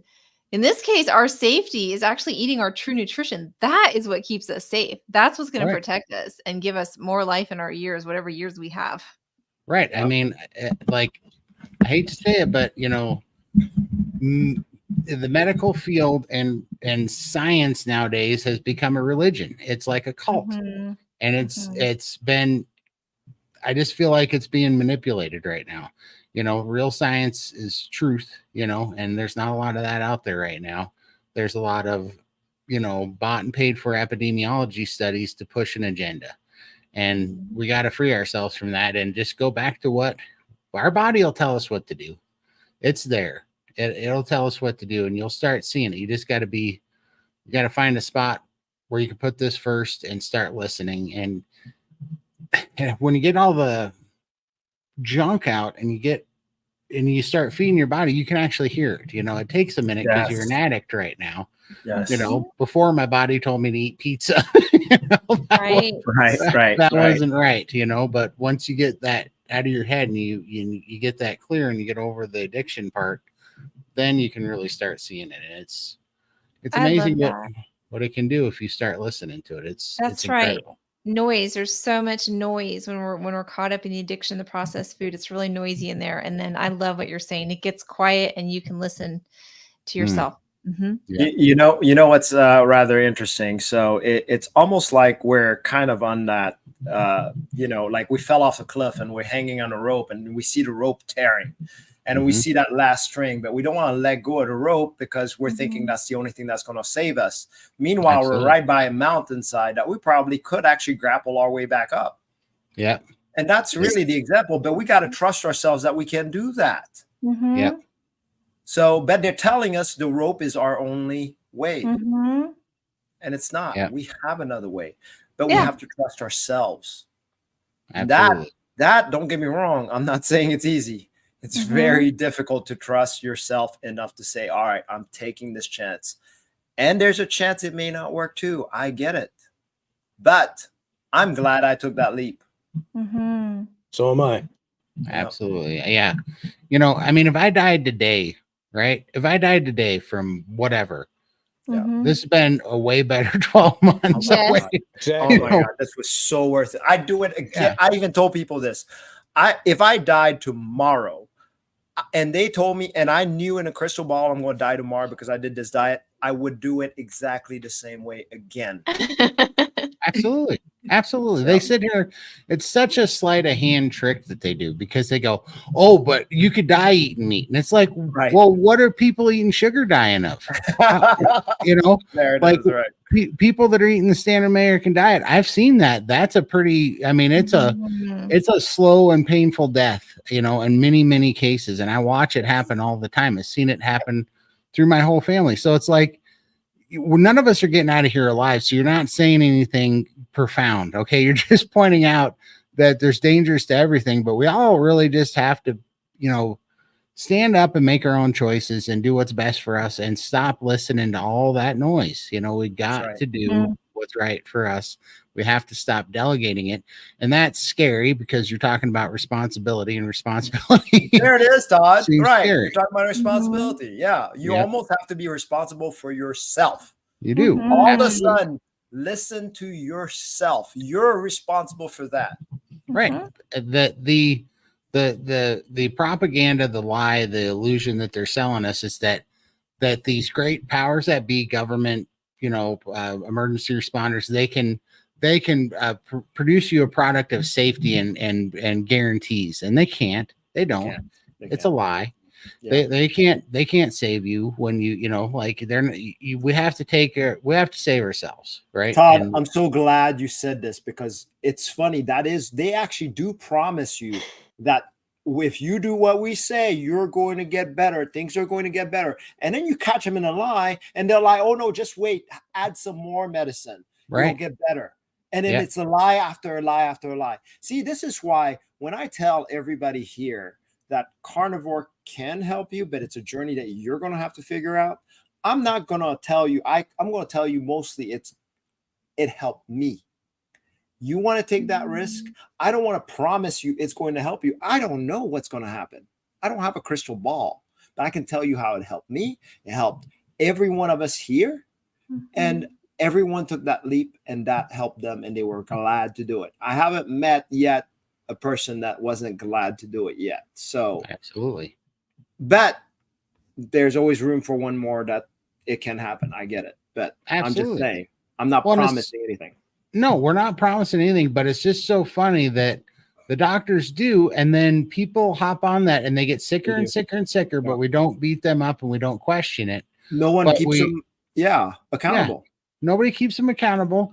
Yeah. But all of a sudden, some vegan will come out of the woodworks and say, oh, there was a carnivore that was, vegan for 20 years. He went carnivore, and 6 years into carnivore, he had a stroke. And it's like, Right. so are you? Let's go research how many vegans have had strokes. It There. doesn't matter.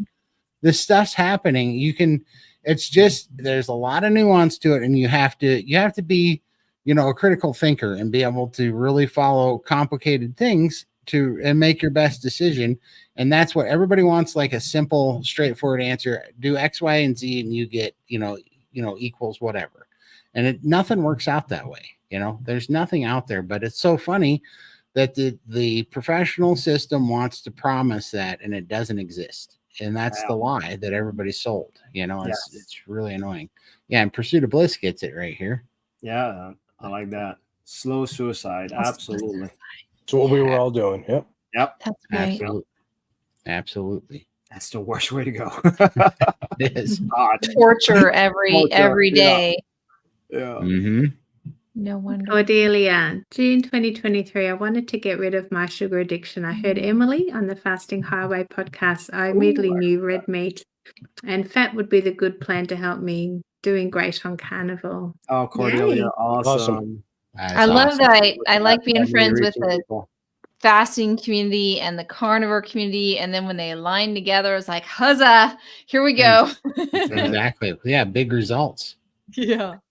Oh, wow, Emily, my first time joining here and seeing your story. So amazing. Yeah. So I don't know if you guys knew this, but carnivores really hate talking about fasting. So when I came on, I was like, look, guys, it's working for me. Mm-hmm. So Yeah. I think it's starting to move the needle where carnivores are starting to, well, maybe fasting might be good. Oh, it's so good, Raymond. That was my hook for SBG. Raymond and Bella had a fasting program and had calendars and a schedule. I was like, what? Say what? That I was really wanting to accomplish a rolling 48 fast at that time. There was a fasting influencer that I admired that was really good at it. And just seeing that Bella and Raymond together supported that and taught that, was like, oh, this is my place. Yeah. Well, and it makes so much sense. It's like, were our ancestors eating every 4 hours? Like, yeah. Did they have that luxury? Did they even have that luxury possibility? Don't get me wrong. Wait. Don't get me wrong. If they had a big mammoth kill, they'll feast like crazy, right? Yeah. But then they would go days without eating. And they go days without eating. Exactly. Yes. That's just logical. Everybody that's how we think about it. Absolutely. Hey, there's Carrie at Homestead Hal. Yeah, there's Carrie. Come and hang out with us sometime, Carrie. Absolutely. Yeah. You got to swing over. It's awesome. You got to Yeah. check him out. Mike, sure. I did OMAD 4 years ago and lost 40 pounds. It was pretty great. Not working the same this time, probably because I'm old. Mike, that's always been the excuse that I thought too. Like, I'm not losing weight and I kept on gaining or just kind of maintaining because I'm old. Well, Absolutely. or it could be, hey, to me, it's like priming makes a difference for me. Let's put it that way. So eating enough meat and carnivoring, and then don't stay on OMADs. I can't really do well on OMADs. Emily, you feel the same way, right? Oh, I hate them. Yeah, I don't like them. I do Yeah. like skips though. Skips really works well. That's again with the priming foundation though. Without the priming foundation, I don't know how that's like. I've tried to coach people that didn't want to prime and went through that, and let me tell you, they'd fall flat on their face. So it's like, what's the point, right? So gotta prime first. Pretty common to stall out on OMAD. I think that the body just gets used to it. That's the thing. Like, we create this new stressor and something new to the body that's like a good stressor, and it adapts and gets used to it. And so it just goes into homeostasis mode. Even this, like, you have your first bliss. Like when I first started carnivore, I was getting all these results and all this, and then it peters out. And so it almost like requires a little bit more of a change and more of a shift to get that response. So I do see this quite a bit on OMAD. You're an expert on OMADs too, Todd. I mean, you did it for 9 months. So tell us about it. Yeah, I mean, OMADs, they were great at first, and I mean, my energy was through the roof, and it helped. It really helped a lot getting through the first cravings. You know, getting the carb cravings to go away. It helped me a lot. You know, but only if I had my electrolytes. I really needed the electrolytes at that time, and I really had to get on the days that I was eating a lot at first. Right. But then I was doing BBB and E, and it was so satiating that what I didn't know is that fasting stops being fasting when you do it every day for well, in my case, 7 months. It just became like an environment food shortage for what, you know, my body thought I just was in a food shortage or something. Yep. Right. And that's what happened to me, and my metabolism slowed down, and it was really hard to break through that stigma, that propaganda, you know, brainwashing to eat to lose weight. I mean, that's hard, you know, it's so hard. Because I was like, yeah, I'm killing it because I'm fasting and I'm not hungry and I'm only eating 1,700 calories a day. This is amazing, you know. I'm gonna lose so much weight. Well, I didn't, and I stalled out for 2.5 months and just was feeling exceedingly low energy every day, more and more low energy every day, until that's when I talked to you guys about the priming, and yeah, it's official. That works. You know, now I actually enjoy the feeling of being a bit hungry in a fast. You know, I'm actually, that's better because I'm like, okay, so my body's actually running and wanting this because it's got a demand that it wants to keep up with.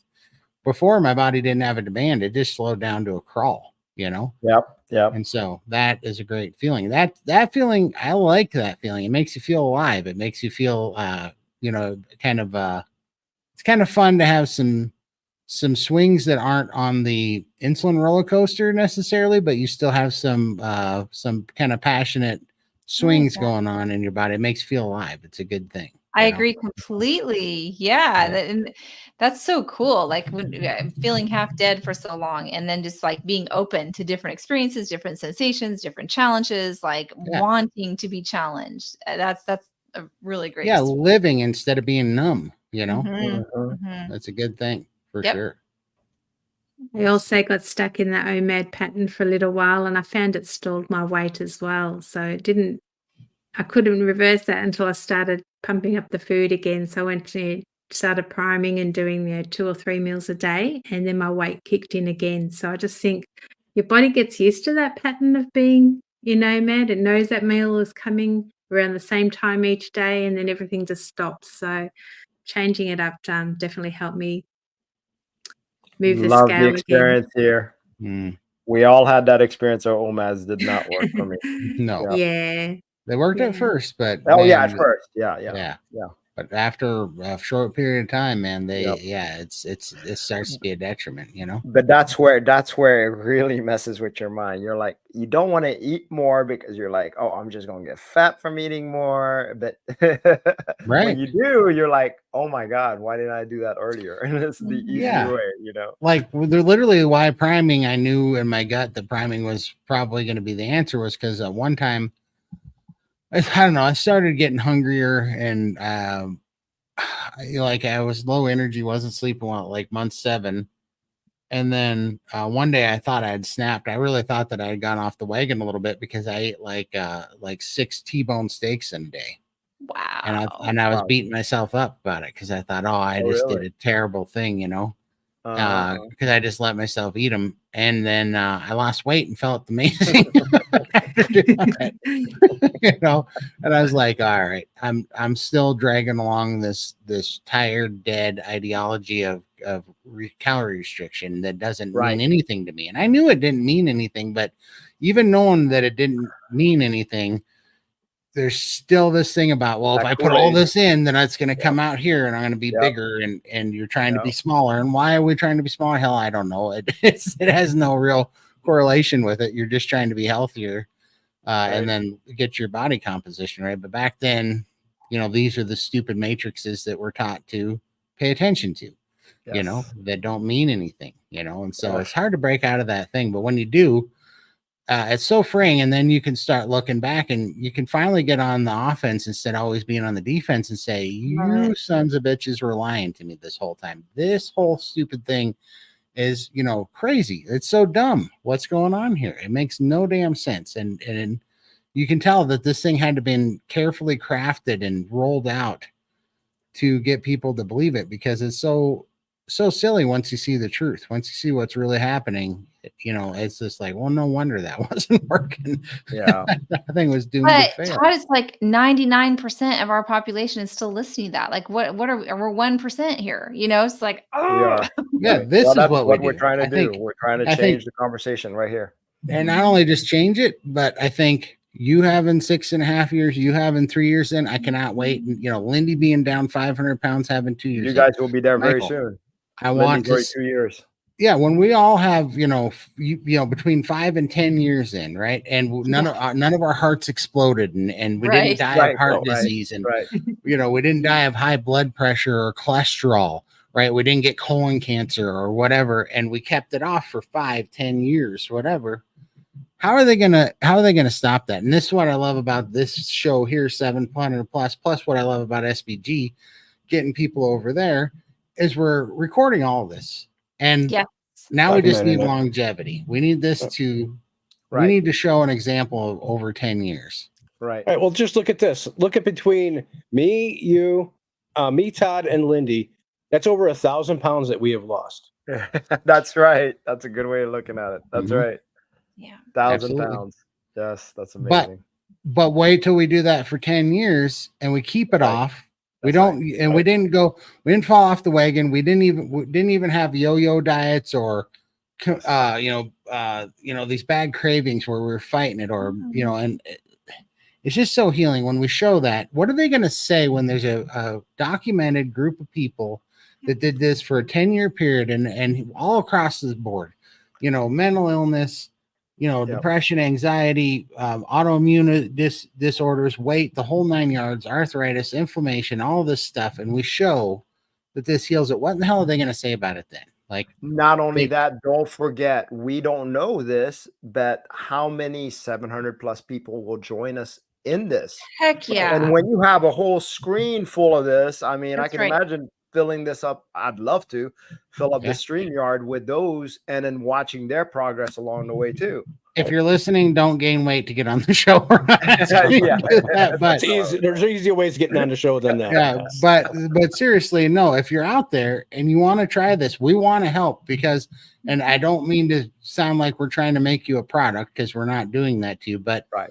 the world needs these examples, and they need, you know, unfortunately, our extreme condition, you know, is more outward visually, so people see it Mhm. more. Right. And so we're going to make a bigger impact, and that's what we need. That's So right. that so that we can get the word out. So that's why I hope there's 20 of us on here. Oh, I man, hope that'd be that people keep Yes, showing yes. up every day, and Yeah. we would love to help you because it's bigger than you think, because it's going to be such a big example, and it's going to make an impact that these people can't cover up. They can't hide it, you know? What if we could get the 1,000-pound sisters on here? Yeah. Wouldn't that be cool? Right? Absolutely. And actually changing their ways right there instead of Change their them life. spending all of that time where they're just gaining weight right now Yep. and Yep. got no hope, right? You know? Yep. Mhm. Let's help some people. Like, Yeah, let's really actually help do them. the impossible. Yeah. Let's really do what they say is impossible, that they've tried to make shows out of that failed, like The Biggest Loser, where everybody gained it Yes. back and wrecked their Yes. metabolic system. Yes. And, you know, My 600-Pound Life, that does it with Yes. surgery, but we all know that the bariatric surgeries doesn't- fail failed for a too. lot of people, you know. And I then, thought for the longest time the only way I was ever going to lose weight is by getting gastric bypass. That's the only way I thought I'd ever have it. That was always stuck in my head. Now look Yep. at me, almost 6 months in, and I've lost so much weight. Mhm. Yep. I'm down 254 pounds or 244 pounds from my highest weight that I know of. And we know the gastric bypass didn't work. It didn't work for Lindy. Wow. Mhm. No, didn't work for my You know? mom, didn't work for my Didn't work for your sister. mom. That's right. We know. Didn't I work know for- so many people who it didn't work for. Yeah. Yep, me too. Mhm. But so far, we're batting pretty good as far as carnivores, as far as I'm concerned. Right. And if you have had surgery, you can still do carnivore. You just Yep. got to do Yes. it a little bit differently. Just eat smaller portions throughout the day, and you can still do it. It's worked for me, so Right. it's And- not an and it- excuse not to give it a go. Right. That's And I right. keep coming back to that too, because I keep hearing those questions like, well, I can't do it because I had carnivore. And it's like, what's your alternative? Or because you had bypass, or I don't have a gallbladder. It's like, what's your alternative? You're Right. still, the diet you're eating is making you sicker. Like, this Mhm. will still be, no matter, maybe you don't have the same exact results, but it's the best thing you can do. It's the best thing that you're going to be having. You're going to be giving your body the most of what it needs, and you're going to have the best chance of whatever the best result is. It's like, it's your shot at your best results is eating the proper human diet, you know, what we're supposed to be eating. So it's just like, yeah, it's just kind of funny. And Brian's got a question about, he wants to know what the best foods for sweet cravings. Sweet cravings. If you feel that sweet craving comes on, have a teaspoon of butter. That's the best way to offset it. Or any animal fats will do, actually. Emily. Mhm. Yeah, and just staying satiated to start with. Make Oh, sure yeah. that you're eating Don't let it go really down. good at your meals. You know, obviously, we're going to talk about priming, where you're eating for a period of time, where you're going to kind of supercharge that whole process. But yeah, sweet cravings is usually an energy thing. It's a fat thing. So it's either add some fats or just eat bigger at that meal, and they're gonna go away. It takes some time. It takes some time for the body to adjust. Some people get the instant, and not everybody does though. You need to stay in that zone, eating generously for a long period of time before they start Absolutely. dropping off. They do drop off though. They does. do. Mhm. And that was my savior was, you know, when I learned that I had two appetite control functions, one being leptin and the other one being the Mhm. stretch markers in my stomach. And I knew, because I was insulin resistant, I didn't have leptin sensitivity. So that wasn't an option, which happens to most overweight people, especially, or, you know, insulin resistant people, obviously. But so I just had to go to the next thing, which was just fill my stomach with bacon and eggs. Nice. Do that every time, and that craving, That's what I did. yeah, it just goes away. It stops Yep. it. It stops Yep. the noise. It stops the panic and the cortisol freak out that happens. You finally stop it, and you can find some peace from it. And then, Mhm. like these guys, I never tried it, but it makes so much sense. Try to stay ahead of that. Try to keep Mhm. that switch flipped before the cravings hit, and you'll be a lot better off.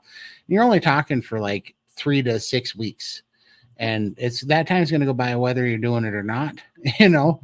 And to be honest with you, you're going to have a lot more peace if you finally get over that hump and you stay fed for 6 weeks with nutritious things your body wants, which is meat and fat.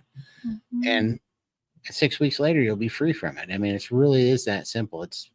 That's why it's so infuriating that everybody doesn't know this already, because it's being hidden from us, you know. I might suck on a few salt crystals and then go and try and find something to do, because I don't know if it's hunger or if it's just that like that comfort of wanting to eat because I'm bored or upset or whatever. So I need to sort of determine that if I'm still hungry after about half an hour, then I'll go and have a full carnivore meal. But if it's Yes. usually it passes, and I think, okay, I was obviously bored. So go and read a book, go and have a shower, brush your teeth, play in the garden, pull out some weeds, whatever it is that you like doing that doesn't involve food. Just keep yourself busy for half an hour, suck on those salt crystals, and just see if it passes or not. Great advice. Absolutely. Yukon, I tried to do 5-day fast, but only lasted 60 hours and started feeling weak in the muscles. I think I did not drink enough or had electrolyte issue. Great to see you all doing 5 days. Yeah, I had that too, and I had to do the salt crystal thing that Lindy was talking about actually under my tongue, and just drink a little bit more, and it finally got me over the hump. It took a day for it to, during that fast, it took a day to balance out, but it did end up working. So Yeah, weaken the muscle for me. I start feeling that at the 72. That is part of it too. It is. Just to say. Agreed. That's why we don't really want y'all doing back-to-back 5 days. They're exhausting. They're like a marathon. Yeah. And they require some recovery. So I like that, you can get a lot of benefits from a 48 and a 72, and just you can apply a 48 continually once you're trained. So I think that's something to consider as well, because you are going to hit some exhaustion and some more of your extreme symptoms the longer you go. Congratulations, Beth. Join. Beth, awesome. Hey, see you there. See you in the meetings. That's Welcome right. to the See you Cool tomorrow. Kids Club. Yeah. That's right. That's a great question. All this fasting worries me with struggle with low iron. I have high ferritin and low iron. Don't know if it's fasting is for me. Oh, it's definitely not for you. What I would be concerned about is priming for you right now until the fasting starts getting more automatic. And then go from there. So it's not for, I don't see a lot of people will like, I'm just going to do a 5-day fast, no prep, no nothing. And that's not the way to do it. Prep first and then do it. Hi. Glad you made it here. I'm going to the party, Keith. Darn it. Welcome to the party. I'm going to have to leave for coaching too. So, but I'm no worries. That's awesome. How much time you got, Raymond? 5 minutes. 5 minutes. All right. Well, man, I appreciate you coming, Raymond. This has been awesome. And I mean, Raymond's the OG here in the out of the group for what is it, 6.5 years, right? Yeah, 6.5 years. He's been Carnivore coaching for over 5 years, right? Yep, I have. That's incredible. Wow. It's a gift for me. That's awesome. Well, we appreciate you so much for being here and everything you're doing for us. Yep. Yeah. And then Keith comes in. He's a superstar over at SBG. He's got huge we'll let Keith tell whatever he's comfortable with, but actually I'm so proud of Keith, because I mean, I remember the first day, every portion of the fast he was worried and chimed in. But didn't you, Keith? You were doubting yourself the whole time. It's like, I don't know if I can do this. I don't know. That went through it so smoothly through the calendar, right? So you are proof that, hey, if you can do it, almost anybody can. So just absolutely. So can you hear me? I just want to make sure you can. Yeah. Cool. Loud and clear. Yeah. No, I was worried about it all, the whole program, Carnivore, everything. Yeah. But thanks to you coaches, I learned a thing or two. And my journey's had its ups and downs, but I can't thank you coaches, all the coaches that I've met in SPG, all the moderators I've met, and all the amazing community. I can't thank you guys more than enough. I was lost. I was lost in the darkness, Mental health was what I was, and I believe anyways that the sugar and the food that I was eating with the carbs actually fed that. Yes. Fed that. Oh, absolutely. Yeah. So I'm off all of those now, and I'm 9 months carnivore. So Yay. I'm just thankful I found you guys, you know, and you guys are all a blessing to me. So I just wanted to come on and say very quickly, happy Carniversary to you all. Thank you so much, Keith. Thank And you. thank you very much to Lindy, Todd, and Michael for being my carnivore friends in this We got journey. you. There's a few other friends I've got in SPG gang, and I'd like to thank them all too. But happy Carniversary, and you guys inspire me every day, every single day. Keith, so you have quite a journey yourself, which I didn't know. You were pretty hefty also. Yeah. And Yeah, also you were on crutches too. So right? Yeah. Amazing. I was over 400 pounds back in March of 2022, and I can't give you an exact reading because, like most of us here, the ERR message would come up. Mhm. You know, when that happens, I thought the scales the batteries were low. So I changed the batteries and jumped on the scales, and it still said ERR, and those only read to up just over 400 pounds. So I can't give that exact estimate, but yeah, it was tough, and yeah, I had I was doing crutches to get myself around because my joints and my feet, and mainly my feet, were really bad. Mhm. So that they gave me the ability to get around and be mobile in some way or another. So now you're fully mobile and you've lost a little bit of weight. He's riding bikes. Yeah. Wow. Yeah. No, I'm so mobile now. I've been quite introverted for about a few years now. I've introverted, you know, and just kept to myself. Isolated. I'm isolated, exactly, Coach. But you know, that was I called it my learning period. It was to find myself, a better version of myself. But now I'm out. Only yesterday I was out socializing with friends that I met over the last couple of years, Fantastic.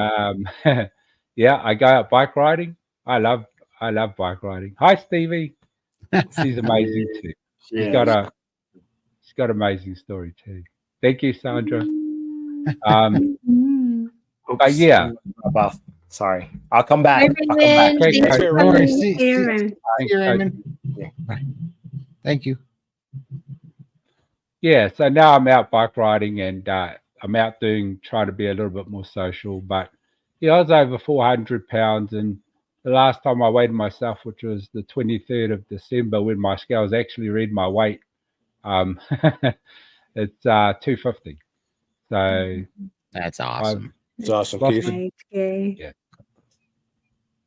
And so active and social. And I love that your best friends, you guys are BFFs, carnivore BFFs.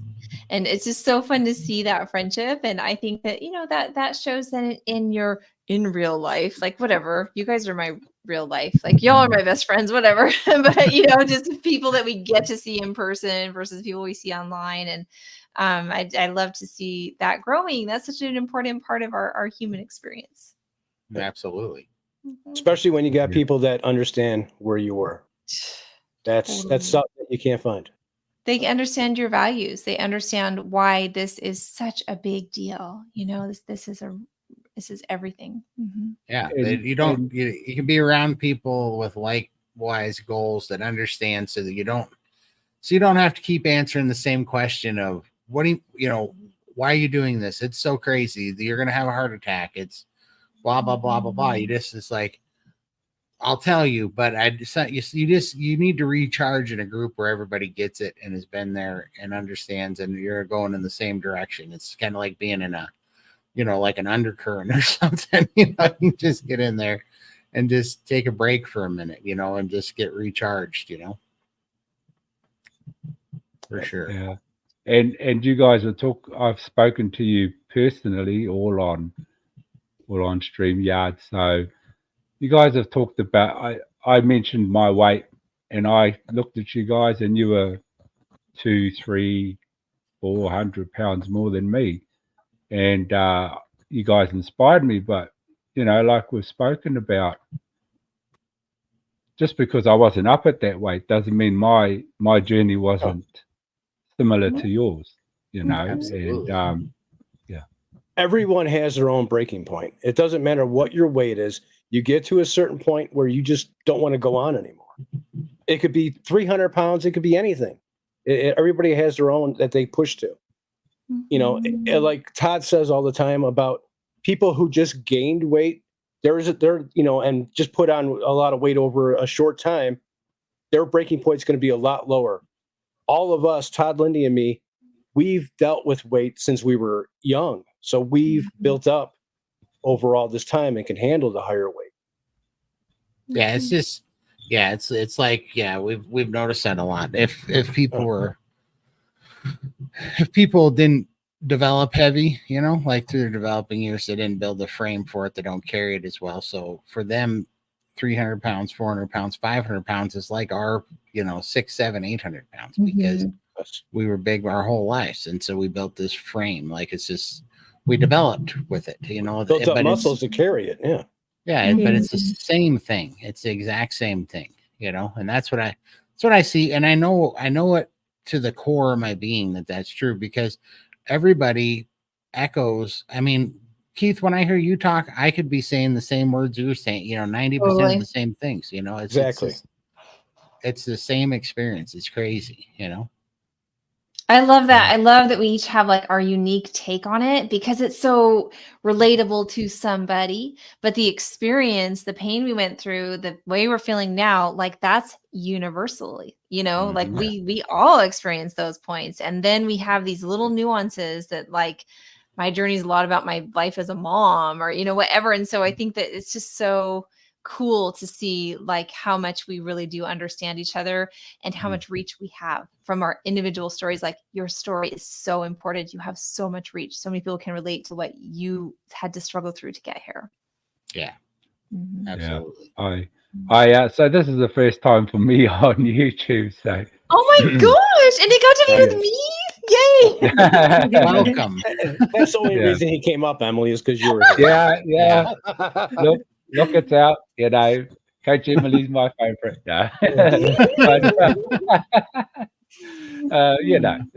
But yeah, Coach Emily, you saw a lot on me. I remember I had a lot of doubts. But I remember you saying things along the lines of, you're going to love ADFs, when you get there. When you get there, and now for World Carnivore Month, that's what I'm doing. For the whole month, I'm doing ADS. Nice. So, alternate day fast. So, isn't it interesting how people see more in you than you do? That's right. That's right. That's right. I love it. We borrow each other's faith in ourselves. You don't have it in yourself. Like, you can borrow mine. It's okay. I see it. Yeah, for sure. That's awesome, man. Let's see. I'm going to bring up one of these. Anita, when on a longer fast, how do you know when to stop and not to continue on? Yeah, I mean, for one, you just need to be ready before you head into it. That's the most important part, is having your nutrition and your nourishment being on point as you're heading in. I like stair step. I say start with an OMAD if you haven't done that. Build up to a 36, then try a 48, and so forth, and take rests. And so when you're in that fast, if you're not feeling well, if you're getting core cold that doesn't resolve, if you're having emotional issues that are not transient, like, you're going to have little blips, you're going to have downtimes. I'm sure you guys going on 5 days plus have had some blips and some energy lulls and some things that have been like, not feeling great. But if it doesn't resolve, and if you're feeling ill, fasting is a lifestyle. so it's never just about one fast. It's about being able to continue to have fast in your life as a lifestyle. Oh, I Yeah. wanted Coach Raymond to come back. Come He's back. here. Well, So yeah, pay attention to your body in that fast. Absolutely. So Yeah, yeah, I it's- just want to say I just had a no-show, so I'm good. All Oh, yeah. right. There we go. Coach He's is back in the back. house. No fun. Nice. Yeah, I mean, I'm no fasting expert at all, but I did recognize one thing at the end of my fast that kind of, again, going back to just some kind of familiar body cues that told me it was time to eat, was that I started feeling like I did at the end of that 7 months when I had fasted, done too many OMADs. I started losing like all the energy, and then I also stalled. I wasn't losing any more weight, and I'm like, well, to me, that must mean that my metabolism finally really just came to you a were hitting a stall. metabolic slowdown. Yeah. Mhm. Yeah. It's weird. On my fast, I noticed that my mornings are more harder. I'm really low on energy in the morning, and then as the day goes on, I pick up more energy. more energy. Because right now I'm feeling great. Yeah, I You can know, see the difference. it's weird. Yeah. And Yeah. it's when you're feeling great, not feeling great, are those waves are coming consecutively. I mean, almost reminds you like labor or something. When they're getting closer together and they're not Right. really resolving, then it's like, yeah, it's time. It's time. So when they're just a little blip out there, just a little something, then that's to be expected from the good stressor of the fast on the body. But pay attention if you're just continuing to cycle through. Raymond must have came back for this comment. He must have knew it was coming up. Raymond is like, my spirit are an animal. Apparently, if the symptoms of something go away, it doesn't exist. That's cute. I like that. That's awesome. Go. Linda Price, thoughts. 6-month carnivore, but not yet really getting that carnivore glow or high energy that is so characteristic in interviews. Don't do cheese, just coffee, meat, and eggs with salt. I mean, the biggest question is, are you eating enough? Yeah. If you haven't Might had a need to chance to prime. prime, there you go. Priming help. That was the best thing for me that I did. I wish I would have did it sooner. Yeah. Oh, and it was tough for you, Michael. That wasn't an easy prime for you at all. It was not easy. No. Oh, yeah. You couldn't eat anything. Hmm. Amazing. It's like eating so small. Yeah. 2 eggs and a couple pieces of Yeah. sausage, and I'd be struggling to get that down. Right. So- And I so, loved yeah. it. By the end of the prime, you were eating a nice size. Yeah, two plus pound piece of meat I was eating, Yeah. and I couldn't go over, and I could probably eat more. It was amazing. I'm And starting to think. I needed that. I'm starting to think that there's more malnutrition or malnourishment than anything out there right now. Because Absolutely. we all 100%. had that problem. Well, and the Mhm. problem is people will tell you, well, you're big, you have plenty of nourishment on yourself, and it doesn't work that way. Nope. And I struggled to prime for quite a long time. I lost so much hair, like I'm literally going bald at the top. And then I did concentrate on doing a prime about 2 or 3 months ago, and my hair loss has stopped, and I'm feeling so much better. I've been adding extra butter into my diet as well, and that's been awesome. Sorry. You did it again. How are you doing this? I know It's sometimes her it math. works. It's her math. There you go. You Oh, barely do anything, and then wow. you got all of this Yeah. reactions. That's cool. I know. Here's- It's the magic here's- of carnivore. Here's kind of a question that you guys were just going over. That's kind of Mhm. interesting. Oh yeah. Why do I get so cold with the fast? Yeah. So I mean, so the cold, first of all, let me describe the cold that I get during my fast. I get cold hands, cold feet. Mm. Same here. It's just freaking annoying. It is. Mm. It's not that bad. Now, there is a difference between that and core cold. Now, the question of why, well, ask a doctor, I guess, because I don't know why. All I know is when it happens, it's definitely there. It's uncomfortable, but it's not like I got to change anything either. So, is there any trick for that, Emily, that you ever found? I mean, Other than warming your hands somehow. No, anyway. working out. Like if I Oh, work out, working that'll out. give, Yeah, Get that'll the give blood you a nice flowing. pump yeah, up. you get the Yep. blood flowing. Yeah. That's I true. think it's the blood. Just your body's just regulating the blood flow, and it's just keeping it in more, and you're letting your hands Yep. get cold. Yeah. Sounds good to me. Yeah, That's what I think. Yeah. yeah. Moni, can you explain how someone that needs to lose over 120 pounds needs to still eat fat, but I have so much to lose? My brain is not connecting that. Can I ever overeat protein? It's funny. That's the ultimate Kool-Aid question, right? How can I eat fat and lose fat? That doesn't make any sense. So I'm not going to tell you how this works because I have no idea. But all I know from experience that eating enough, getting properly nourished, ends up helping you lose weight. From experience, and of course from examples here, right here. Yeah. And Monty Yeah, is also an SBG member too. Yes. Oh, Monty, awesome.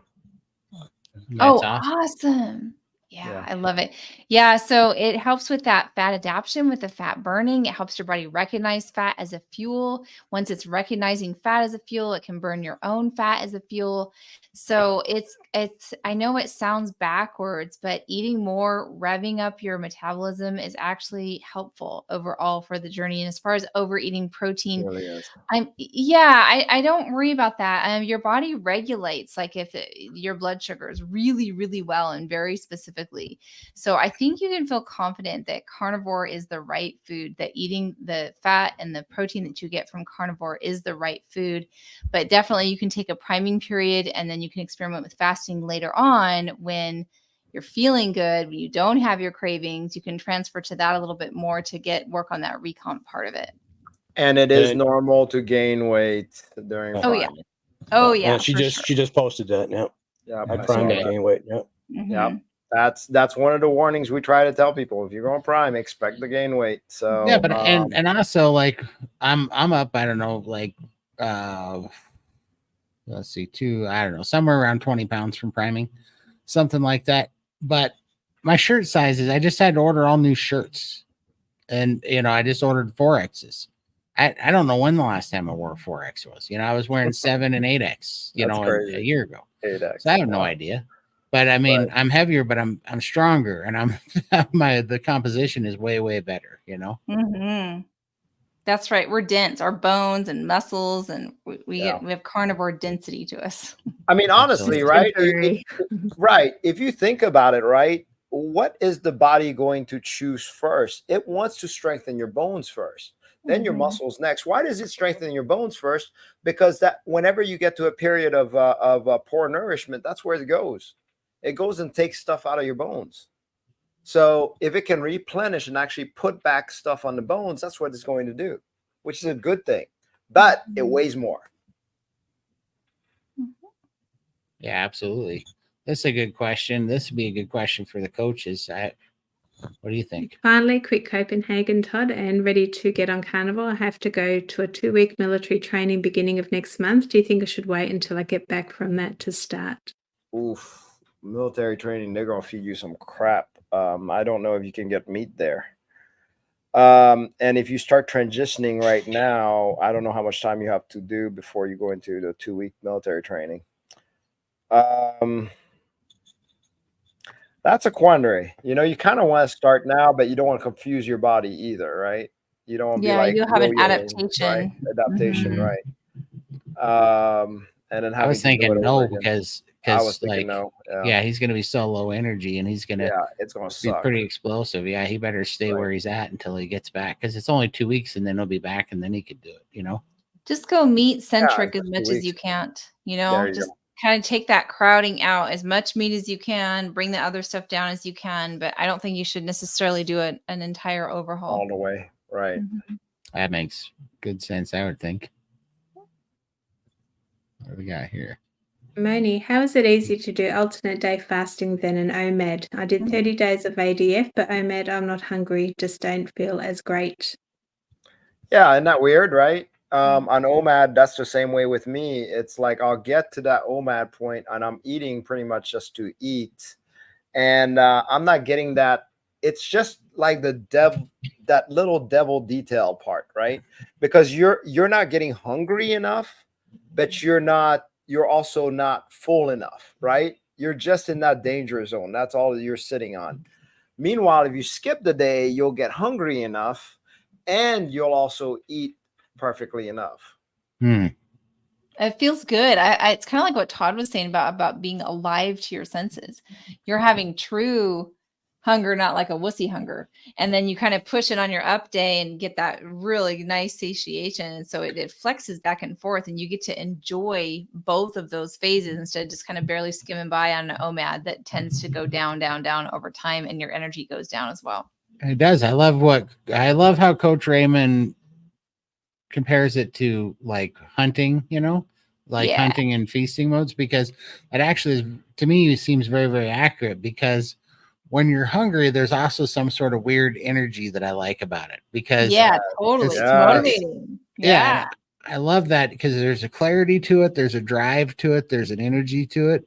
And I was like, yeah, I can totally see this, where your body's like, all right, let's go, kill something and eat it.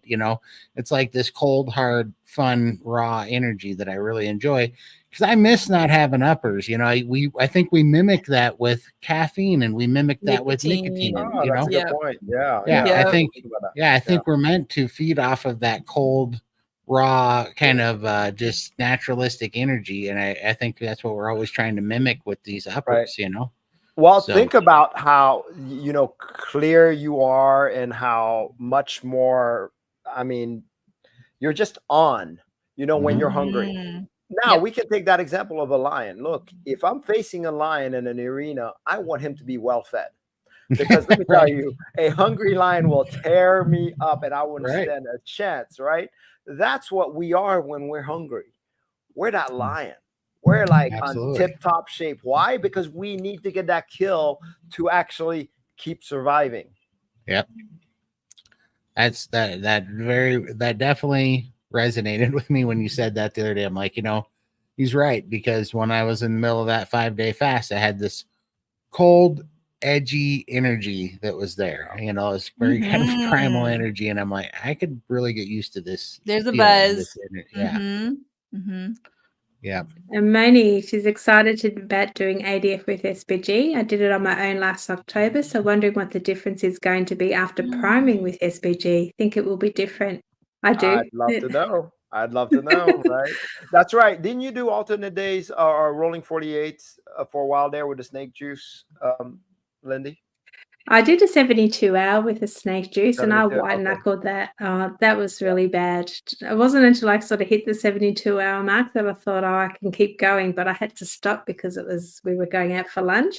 But this time I did 5 days. Who would have thought me, of all people, would do a 5-day fast, and I didn't white knuckle at all. And I think that the reason is because I primed like it was my job before I went on the fast. So yeah, and I fasted 5 days, and 16 hours. So 5 days and 16 hours. That matters. Have to get that. I love that. That's right. Every little night and day. Probably could have gone on, but I just I missed eating.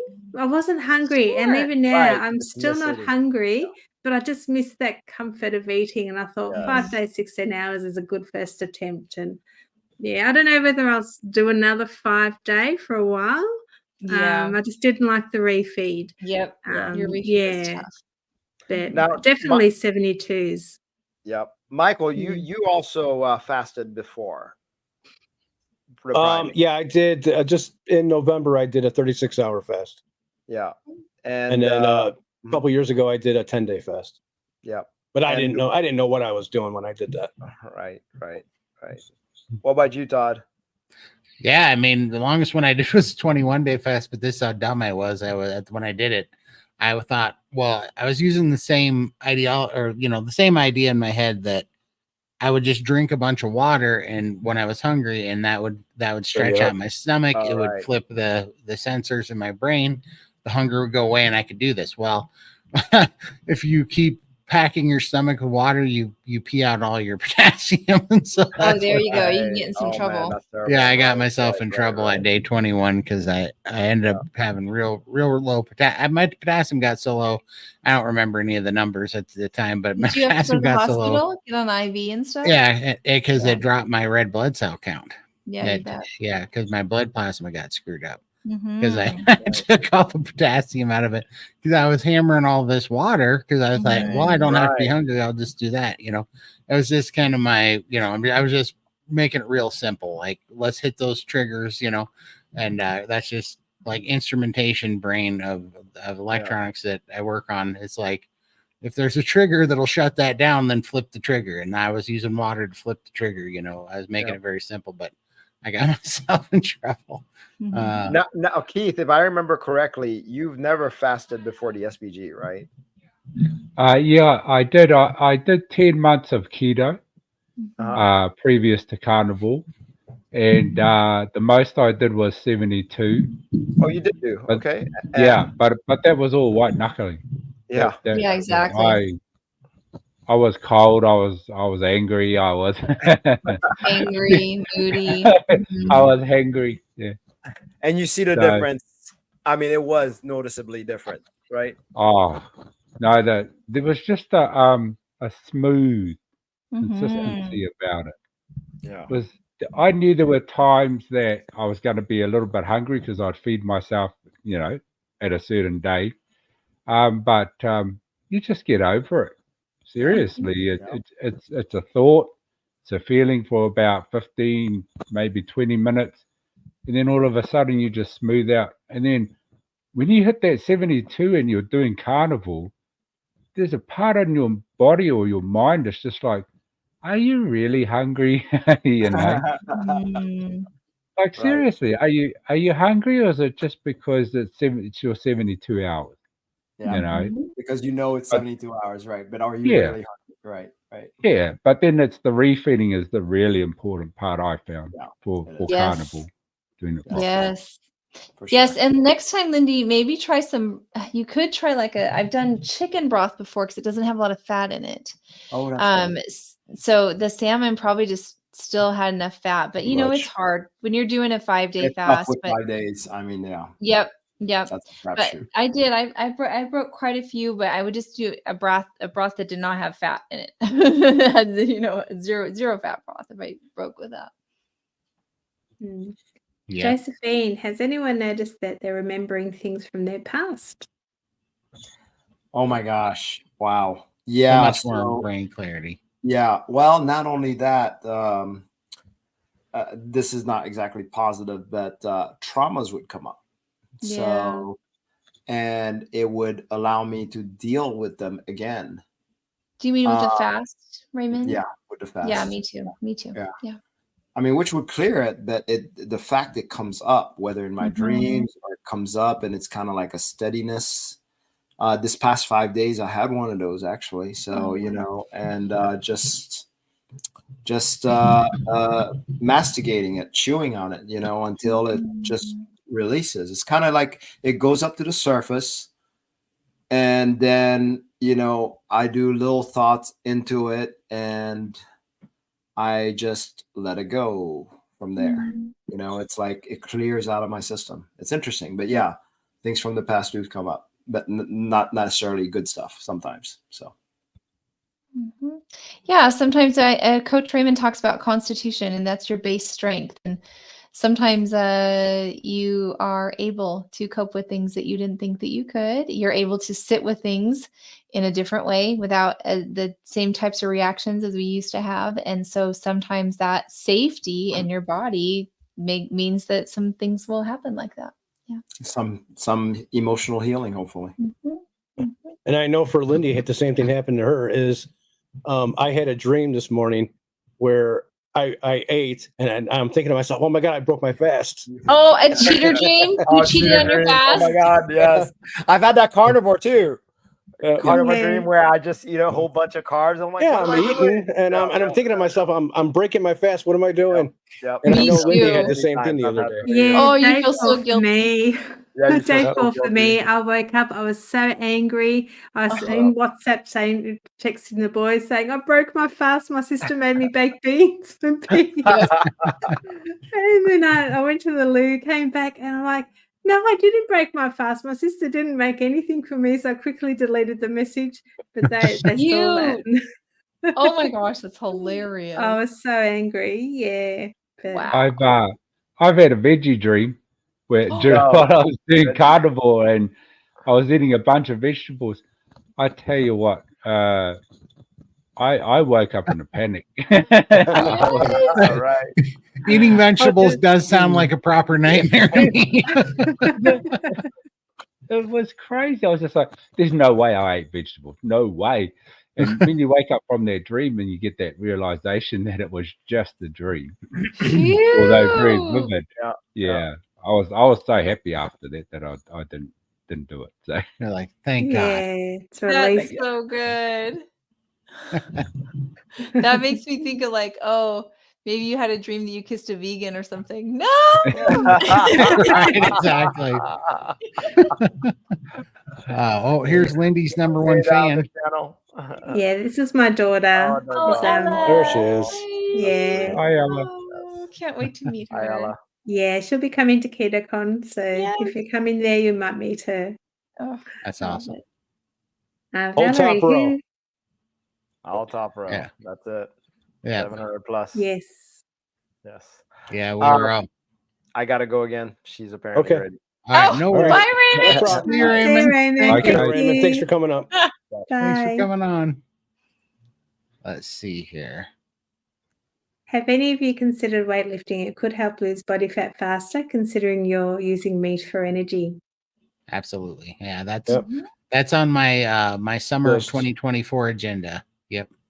Awesome. So I'm No, starting it's with the perfect muscle building diet. Like, hit Yeah. the gym on carnivore. Like, you can get beautiful muscle development. Mhm. yeah, I'm working on it. I'm starting with yoga and walking and shake plate and a few things like that to get I just want to be in a good spot where I'm not going to start tearing stuff. I don't want to be down. I don't want to be Yep. starting off stupid. I'm trying. I did a lot of my whole life was about doing big, things and desperate, big, extreme things, thinking that was going to be the cure, and it never was. So I'm really enjoying doing it smarter this time and making small steps that I can sustain. That stick, So I'm trying to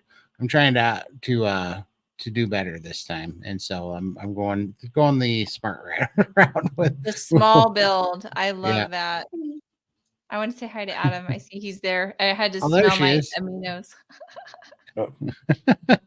Like, yeah, you said they smell like she fish. is. This is Ella. Oh, hi. Ella. Hey, Ella. Oh, Gosh. sorry. Yes. I put my earphones out. Yeah, can't really hear. Yeah. I said hello. Hi. Aw. Howdy. Howdy. Hey, Nella.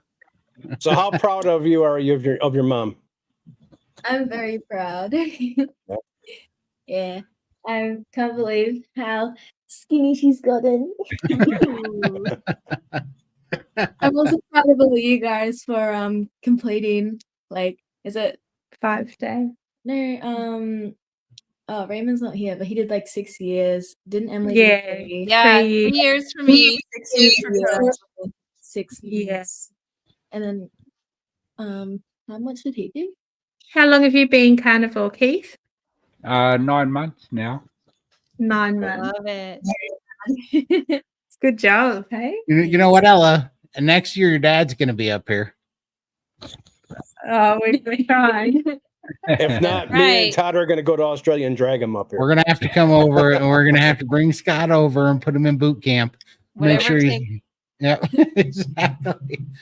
But Scott's in the dudes chat with us, so Scott's got to we need to get Scott up here on the anniversary show next year. So that's awesome. We're gonna try to keep him motivated. So Yes, we are. We're proud of him that he didn't have his iced coffee for breakfast, aren't we? Yeah. Yeah, that's a first. that's Wow. awesome. Really giving him panic attacks, like anxiety attacks. It's just sort of come on really quickly. Every night he was having these attacks. And since he's stopped with the sugars, it's all gone. So I think that scared him into wanting to start full time. So That's awesome. it's been nice. I know it's like a dream come true for you, Lindy. You've been waiting for that for a long time. Wanting Yeah. that. It helps when we're both on the same page with Oh, our yeah. diet. Yeah, because we eat together and all that. Ella's not carnivore, but she'll do it if she's ready. There's no pressure. It works. She's proud of us. She looks Absolutely. after herself. So she just turned 21. So she can cook and do all that. That's Although I awesome. still cook meals sometimes. That is Just awesome. just being the example, even in my family, has been enough. You know, they ask the questions. So I try and give it to them as best as I can, but I think I overload them too much sometimes. Yes, guilty. So I love my family and my family loves me. I'm very, very lucky. Very lucky. So everybody in their time, you know, when they're ready. Absolutely.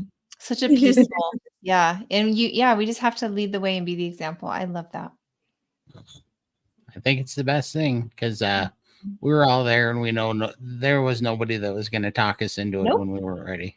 You know? No, we had to have our desperate moment. We had to reach that point. We had to reach Breaking our bottom. point. Mhm. Yeah. Yep. Yep. That's what happens. Absolutely. Let's see. Looks like Kari's in SBG, huh? I enjoy your chat so much. Really appreciate hearing all about your 5-day fast. You're also inspirational. Looking to get more involved this month. Yay. Awesome. We've got calls usually every other day. So Monday, Tuesday, Wednesday, and Friday this next week. Yeah. Yeah, come be in the Cool Kids Club. And I mean, it really is a very supporting place to be, man. It helps so much. Mike Shaw. I do need that sometimes, Emily. I'm pretty good at beating myself up. The beauty of this community, we get to encourage each other. Yes. Agreed. Absolutely. Yeah. 110%. Moni, how is it you need to eat fat if you still have 120 plus pounds to lose my brain? Oh, didn't we do this? We I one? think we talked did about this this one. question. Yeah, we did Okay, this one. somehow that got knocked to the bottom. Okay. Hello, everyone. Does anyone miss crunchy, crispy snacks? What can I make at home?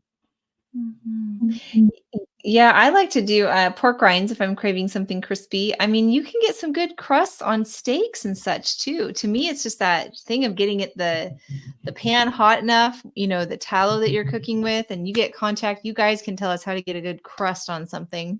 Those are Mhm. very important.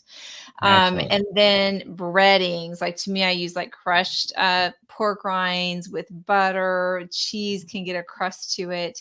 And I was thinking about those crispy things too. This is where you just get like a roasted meat, like in your crock pot or in your Instapot. And then you add tallow to it and fat and crisp it up in the air fryer. And I think Michaela calls them crispy things. So those are a couple things that come to mind. You guys Those are are killing fun. me here with all this food talk. Sorry, whoopsie. Is there such a thing as eating too many eggs? I'm going to tell you, no. I don't think so. I don't think you can do it. You would be very healthy to try to find it, I think. So, do your darndest. I was eating 36 eggs a day there for a long time for Priming. testosterone, and it priming for priming to try to address testosterone, and it works fantastically, by the way. So. Yeah, definitely do it. I think it's great. And he also built a lot of muscle up with doing that. Got way stronger, like just way stronger. Even my posture changed when I did that. My spine straightened out, and I started standing up way straighter. I mean, it was crazy. My hips aligned with my back better. Craziest thing. Crazy. They're like the perfect food. They have the perfect ratios of everything. That's amazing. And I've been really digging taking like a pound of ground beef and chopping it up like taco meat kind of, and just taking like 15 egg yolks and putting it in there and mixing it up like gravy. That's been really enjoying that. Yeah, I'm fasting today too, Todd. So thank you very much. I'm fasting too. I started another 30. I'm like I don't know, like 15 hours. I put it on the app in there, and but I'm like 15 hours into it. So I came right back. I loved it so much.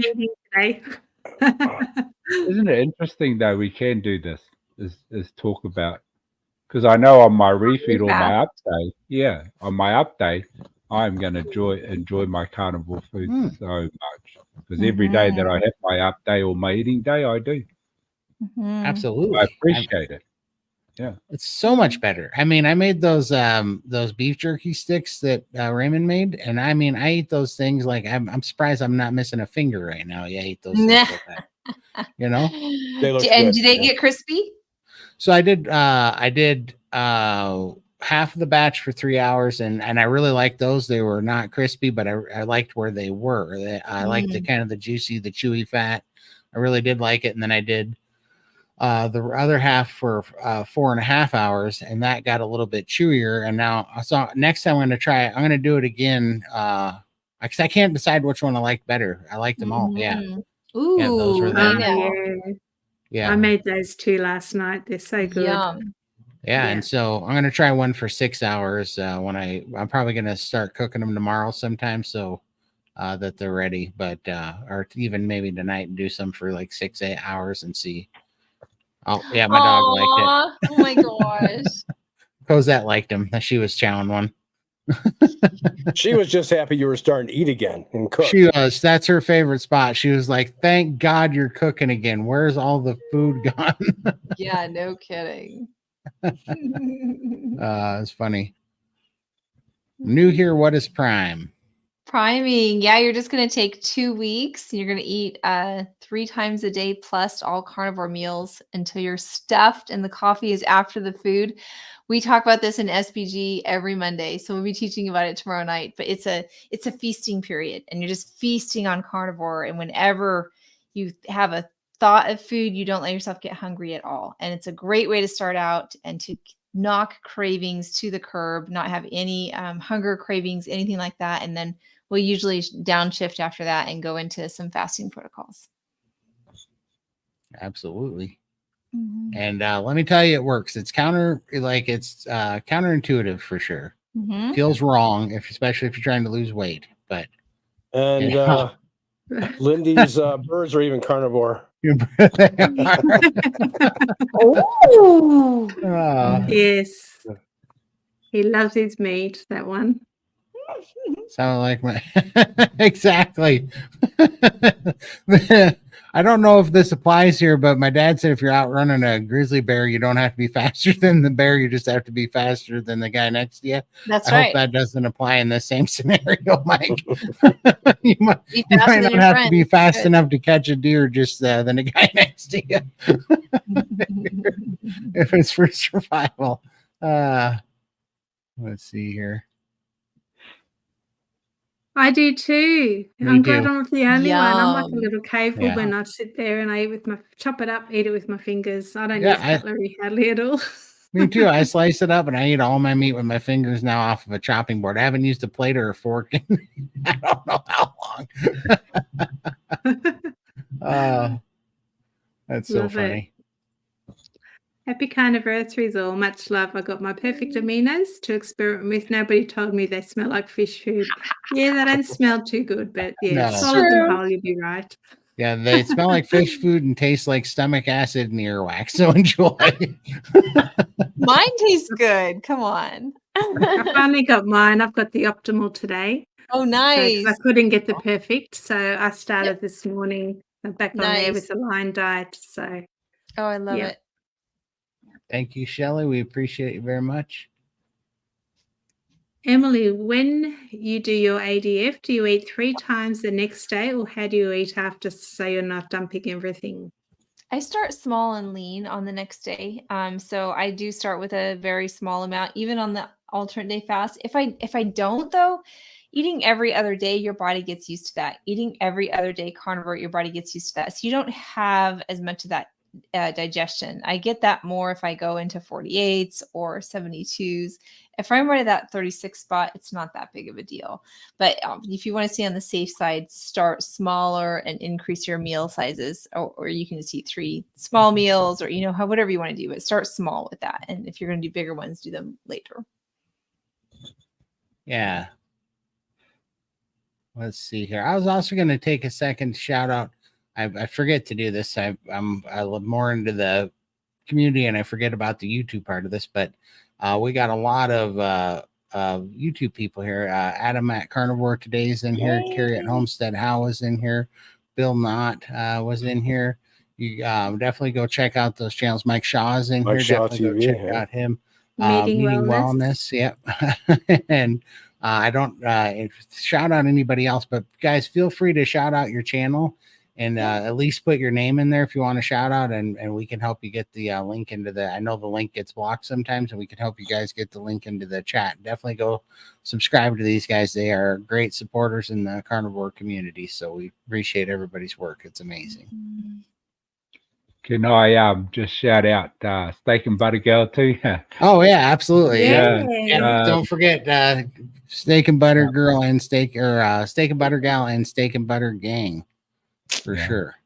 Yeah, no, Bella was. I can't thank Bella enough for creating the platform that she has, Yes.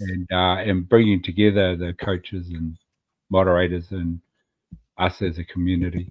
Yes, absolutely. It's beautiful. And so it's kind of like this, but it's on Zoom. So there's like 50 of us or 100 of us or however. Yeah. 202 the other day. Yeah. Yes. And so it feels so good to be connected and see each other and learn. And we get our guest speakers and we talk about, fasting and Q&A. So love it. Thank you. Dr. Baker's going to be up there this Friday. Yeah. Heck yeah. And Dr. Berry's coming too this month, isn't he? Dr. Berry? I didn't see him in the schedule, but okay. I thought he was. I know we do have Berry. Okay. Or, sorry. That's okay. We have him often. I don't know when he's coming next. Yeah. How do you know if you need to add amino acids to your diet? Yeah, we're experimenting with it, Danny, and it's too bad that Raymond wasn't here. That's kind of his thing. But I've just been experimenting with him for the last probably 4 months, and I feel better on him, which was surprising to me, being a 3-year carnivore, that any supplement would kind of enhance my experience. So for me, I had better sleep, mood, energy. And so if you're one that's having digestion problems, or you're having some issues or some difficulties, it can be because of absorption, and these help to the supplement helps to upregulate processes. So, that question, well, is carnivore enough? I mean, yeah, absolutely. But if there's a supplement that can benefit and help that process, then I think that something, especially like an amino acid, which is, one of the component parts of why carnivore works so well, makes sense. So I don't know if you guys want to weigh in on your experience so far. Yeah, I just feel like number one, a bunch of carnivores say you don't need electrolytes, and then I take electrolytes, and they were key for me. And a bunch of carnivores said that you don't have to do, certain supplements, right? But I know that I feel better with B1 and C-Calp for iodine, and there's certain things, calcium. These things help me. Mm-hmm. And also salt, right? What I've noticed is, and what I just feel like is, I was malnourished for 30 years. Long time. Yep. And my body was short on a lot of things. And what I'm finding is that if I'm taking them and I'm having benefits from them, and my body's not telling me not to take them, then it needs it. Mm-hmm. And so, I thought I was going to need electrolytes for forever. And that was weird to me, because I was thinking, how do we not get enough of this? Like, if it's so important and we need so much of it, why do we not get more through, or just a natural, process? But I finally got, whatever you want to call it, nourished, satiated with electrolytes, and I don't need them like that anymore. Mm-hmm. But I definitely did need them for 7-8 months when I was doing this, and then my need for them went down, and I feel like I just kind of filled the deficit. I feel the same thing with salt now, and I felt the same thing with a lot of supplements that I was taking. And now I'm doing the aminos, and I can tell you for certain that my digestion got better on aminos, because I went from having meat that would sit in my stomach for 7 and 8 hours at a time sometimes, to digesting it in 3.5 hours when I took the aminos. When I took the aminos, my eyes healed even more. I started growing hair, and then the biggest thing is I started moving more stubborn lymph fluid that had been built up. So to me, I'm going to keep taking them until I get that same cue that I'm getting very used to listening to now, that says that I'm satiated, that I filled this deficit. So I feel like we should explore trying everything that's on that real base level of that could help us, that backs up the carnivore lifestyle. I feel like we should just try it, and then listen to our body tell us when we're done. That's my goals on all that stuff. So I'm the same. I didn't really feel much difference on the aminos, and it wasn't until I heard Todd and Coach Raymond talking about going to the toilet a lot more, that I noticed that I was too. And I didn't even pick up on that.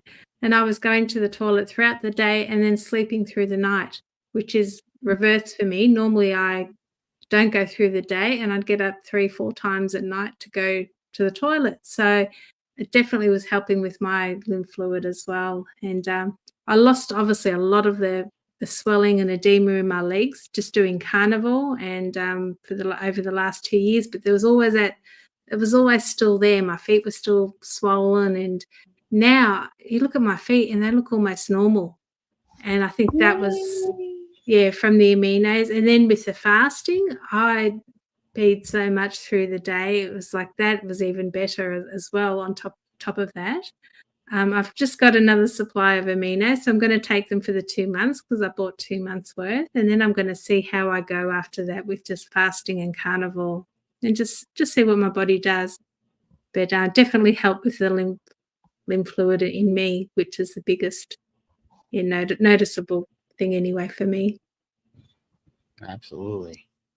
I love this question. How long does it take to see improvements in anxiety on the carnivore diet? Man, my anxiety almost completely disappeared in my first 2.5 weeks on carnivore. That's why I was so, it was so crazy. It's, and depression, like it was just gone. It was crazy how fast. I don't know if it's that way for everybody, but I do know it is one of the first things that goes away. And especially if you have high fat, if you're doing it right with high fat, that fat is key. Beautiful truth right there. I have seen it take longer, but it was super quick for me. It turned around very quickly. So I guess everybody has their own journey with it, but I love the important points is that the fat is crucial in that process. So, wow, it's great. Well, my husband's had anxiety for about 25 years, but it's been on and off, very intermittent. It was only in the last 2 months that it's really picked up, and it was happening every night. And he's only 8 days into carnivore, and it's probably stopped on day 5 for him. He's not having any attacks at the moment. That is amazing. Yeah. Within the first week or two for me was the same too, Todd. That's awesome, man. And Same for me. I lived that life of depression and anxiety and for how long? For years, right? And it was bad for years. Yeah. And medication too. Medication was a part of my life too. So I didn't know what it was going to do when I first started, but I think the thing is to just give it a go, because what else have you done? You've tried to do everything and like you've been told to do, and you still feel the same way. Yeah. So absolutely. carnivore was the one thing I felt changed the world for me. Yeah. So powerful. I know, it's so real, man. Gosh. That's why everybody needs to hear this, because, like I said, I've had, 3 friends commit suicide in like the last 18 to 24 months here over that stuff. And it's, they could literally heal that and probably 3 weeks for the mass majority of them just eating right. And nobody talks about it. It's just crazy. So crazy. There is so much hope. I love these stories of hope. Yeah, absolutely. Want to show your I'm on optimal aminos. And I got this one. Perfect amino. There we go. Yeah. That's awesome. Let's see. Are we catching up? I was kind of ramming through these because you got a story to tell today, haven't you? And before we do the story, we are going to do a giveaway. Okay. I am going to type in SBG, and I am going to give away a free 1 month membership to SBG. Nice. To help you guys all out. That's awesome. So all you do is type in your chat box, type in hashtag SBG to get entered into the drawing. Nice. And if they're in there, you're already in the group. I know. I was going to say, if you already got a membership, no, because it's too much troubles. But if you're not, Here's your chance to get in it and try it for 30 days. Awesome. Wow. Thank you. I guess I can give it to a friend if they win. Yeah, they could. All you gotta do is just type hashtag SBG into the chat box. They're putting it in now. This is awesome. Well, while you guys are typing that, I'm going to pull this question up real quick. Okay. Tell me more about this amino acids. Just going to make Pressure's it real on quick. you. Yeah. So basically, we've said it a few times, but we're just going to kind of just sum it up. But, you know, we're all messing around with different amounts of amino acid therapy, and it's all kind of trial and error right now. So we're not really suggesting it to anybody. We're just kind of telling everybody what we're doing. And so we're taking the amino acids, but you can, Michael, you want to put the link in there to the amino acids. Regina. Yeah. Yep. Sure. And we'll put that in there, and Yep. you can check out Raymond and Emily did an awesome interview Yeah, that you can go check out on what we're working on here. So as soon as I find it, there we go.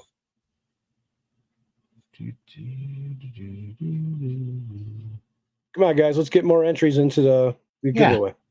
Come on, guys, you gotta try out SBG. Because how many are in there? There's only 14. Wow, hashtag SBG. We have over 80 people watching. Yeah, come on in.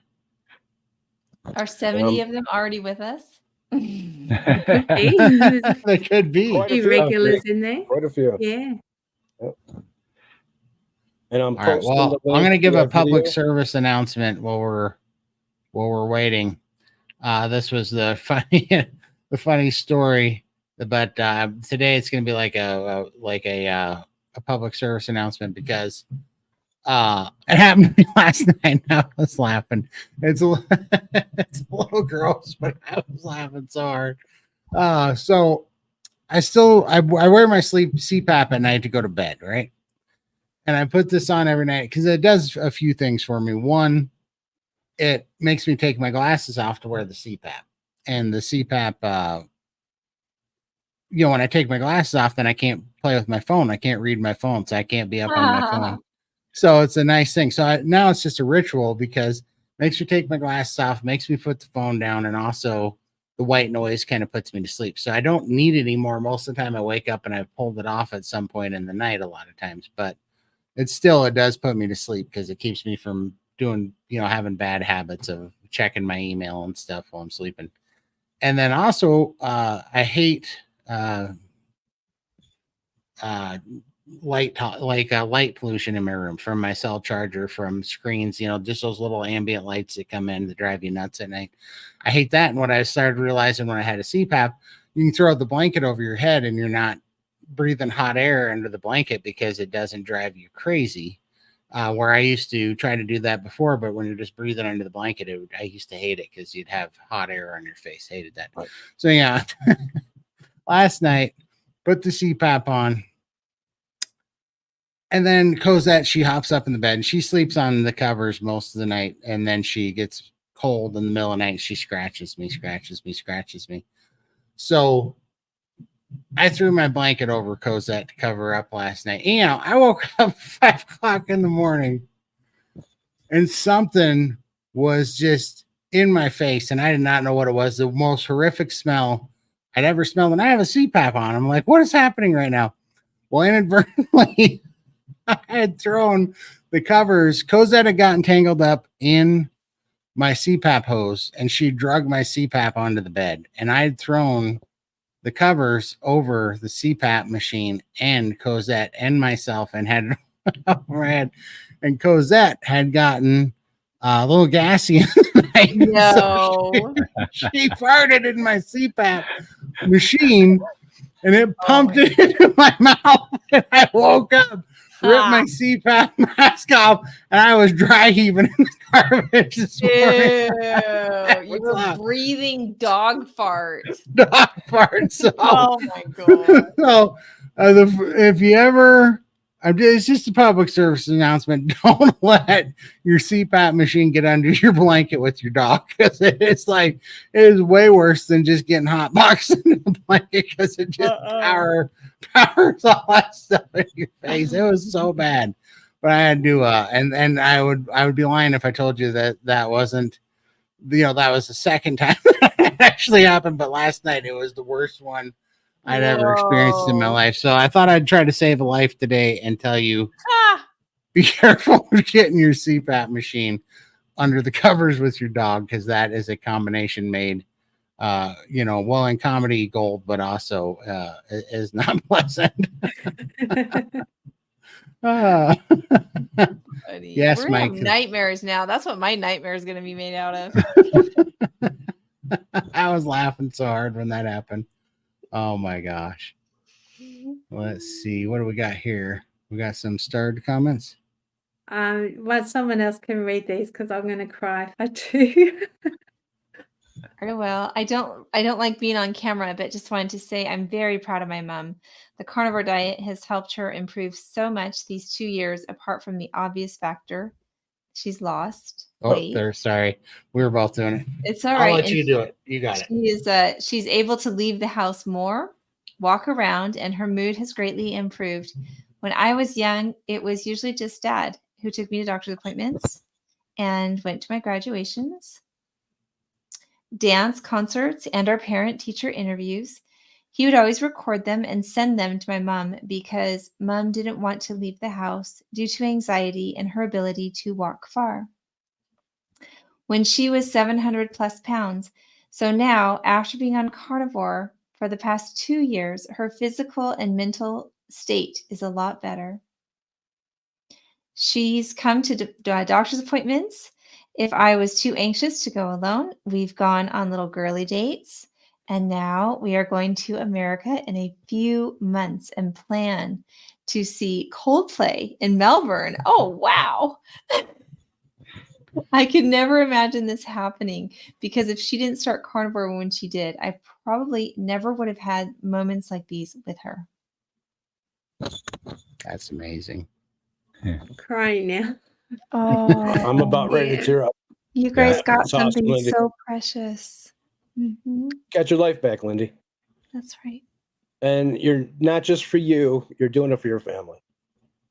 Your daughter. Absolutely. Yep. Amazing. I love you, Ella. Oh, honey, that is so sweet. Absolutely. That's amazing. Yeah, and I mean, the example's just incredible, because you've been such an example for your kids and your husband. It's just incredible. And you've also been an example for me too, Lindy. And I thank you all the time for sharing your story and having the guts to hit that record button and putting it up there. Amazing. Yeah, it's funny because we kind of blocked out the last few years. Like, I'd forgotten about all those parent-teacher interviews and the graduations, and yeah, I felt bad that I couldn't go. And my husband would just video everything and send it to me. Yeah, it broke my heart that I couldn't do it, but yeah, I totally blocked all of that out. So I guess that's why it hurts. I have missed so much of my kids' lives, but yeah, no more. So you got lots to look forward to, Miss Ella. That's awesome. Reclaiming through optimization. Yeah. Catherine was going to come on too, but she's got no internet. She's struggling, so maybe another day. That's right. Absolutely. Didn't want to first time on YouTube, and you're going to make me cry, Lindy. Make me look like a baby. Yeah. Hope you can't see my eyes watering up, but anyways, everything. I appreciate everything all three of you have done, and I'm really, like I said before, I'm so proud to be a part of our carnival friendship. So I will always be so proud of you three and Coach Emily, for doing what you're doing, you saved my life. You and Coach Raymond saved my life. So to hear that from Ella, wow, it's just amazing. Yeah. Amazing. She's Absolutely. amazing. How could I not want to be around for these my two beautiful girls? I mean, they're just both so cool, and I want to be a cool mum and forget do Scout, things too. with them. Oh yeah, he's all right. He can come along for the ride.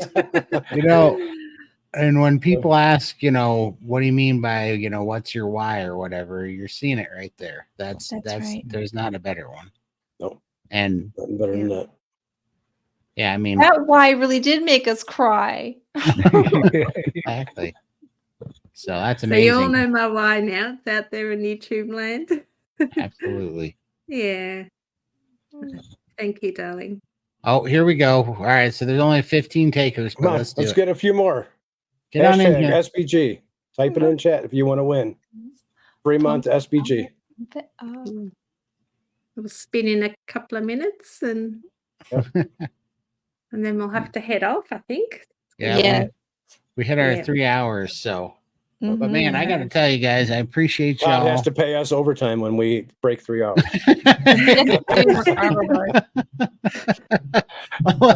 Let's get this show on the road. Here we go. No, man. And Keith, thanks so much for coming on. I really appreciate it. I know Thank you. that's meant a lot to us because I know you do not like the camera, but you are a natural at it for sure. I was telling Keith last night, I was like, man, you would be a natural at coaching, Yes. So I think Keith would make so good. I second that motion. It'd be awesome.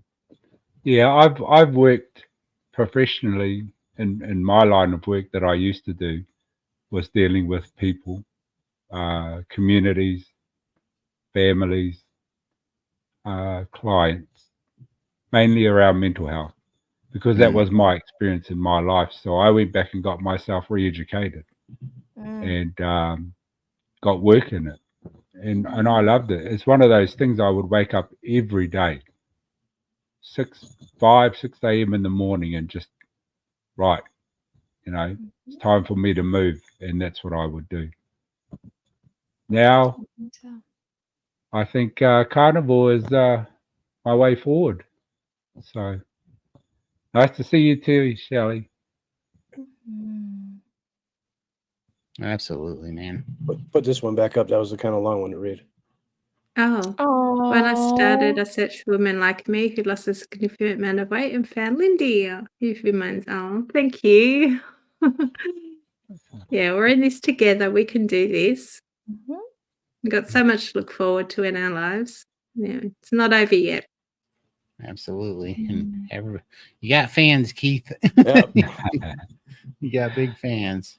All right, we're going to do the drawing. All right, hit it. Good luck, everybody. Good luck.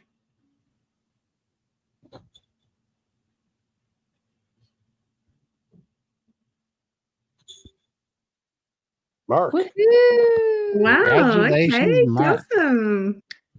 Congratulations. You are going to enjoy it, man. Just make sure you make all the calls you can if you can. You can always watch the replays, but nothing quite like being there and getting your questions in and telling me.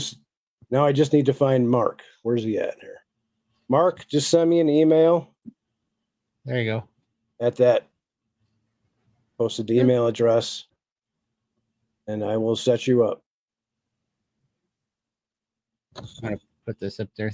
Thank you very much. I appreciate it. We, these guys all inspire me, and we all, everybody is creating this history and this example, and it's really a powerful thing when the numbers start adding up, both the number and, in volume of people, but also the number and successful days of staying off of sugar and getting healthier and keeping the weight off and not, we're off the roller coaster. The roller coaster doesn't exist for us anymore. And that is a beautiful thing. Steady. Absolutely. Oh no, you'll be fine, Kimberly. You got to check it out and then give us a report in the Discord. You want to put the Discord up there, Michael? Yeah, I will post it again. Yeah, see if people want to hop in Discord if they want to. We're up to like 60 members now. Nice. Yeah, Discord's just a nice, safe place for everyone to chat, maybe connect with people, Make find some someone friends. locally that you Yep. can chat with about Carnivore. Just keep each other accountable. There's no coaching or anything. You go to SBG for that, where they've got all the good information, but that's just somewhere where you can meet like-minded people. So Mhm. Absolutely. Well, man, I look for, and also if any of you guys are in here and new to SBG or whatever, definitely give us a shout out when we're in the meetings and stuff. We'd love to hear from you. Yeah. If you came in from this channel, we'd love to hear about that. Like, say it in the chat or whatnot, or calls. No worries. What do you say? Should she email you, Michael, and you can walk her through it a little bit, or? Yeah, Michael's just really email good at me walking through. at 700 plus giveaway, and I'll set you up. I'll help you out. Michael's a whiz. yeah, and you And can't doesn't break it feel- anything because Michael will fix it if you do. I know. And if you feel dumb on tech, how I do, he's so like calming. He just calmly talk you through it. Thank you. Yeah, it's Wow, very he's nice to you guys. He tells me, "Why are you being an idiot?" Yeah, Todd, what are you doing? He's nice to girls. Exactly. Dang it. Oh man, this was fun. And Raymond, if you're watching, thank you so much. We appreciate you coming on. Emily, And, thank you so much. Yeah, thank you, Emily. Love you. Thank you So so fun much. And to thank you, celebrate with Kate. you. And happy And Carniversary. congratulations on everybody's anniversary. Yes. Absolutely. That's right. It's huge. It's fun. Got this. We'll do it again next year. And keep We putting will. up these numbers, keep making a record, of the success. And it's just going to be fun to keep shoving this in, the naysayers' face and, squishing the propaganda with it. Yeah, I think, And you have to remember that it's never too late to change your life. I thought I was too late, and I changed mine. Same with Todd and Lindy. Absolutely. Keith, Emily. They all have done the same thing. So it's never too late. You can do it. And if you want to reach out in private, not on camera like this, just use that same email address, 700 plus giveaway, Yep. and we can connect and have a chat and Yep. keep each other accountable. We're here for everyone. Absolutely. And definitely, if you have the means and if you are trying to change it, just get over to SBG. You will not believe how much help that is there. So Yes, it is. but we appreciate you guys. We will see you next time. Yep. And Thank on you. next Sunday. So we'll see y'all. Take care, guys. Bye. Take care.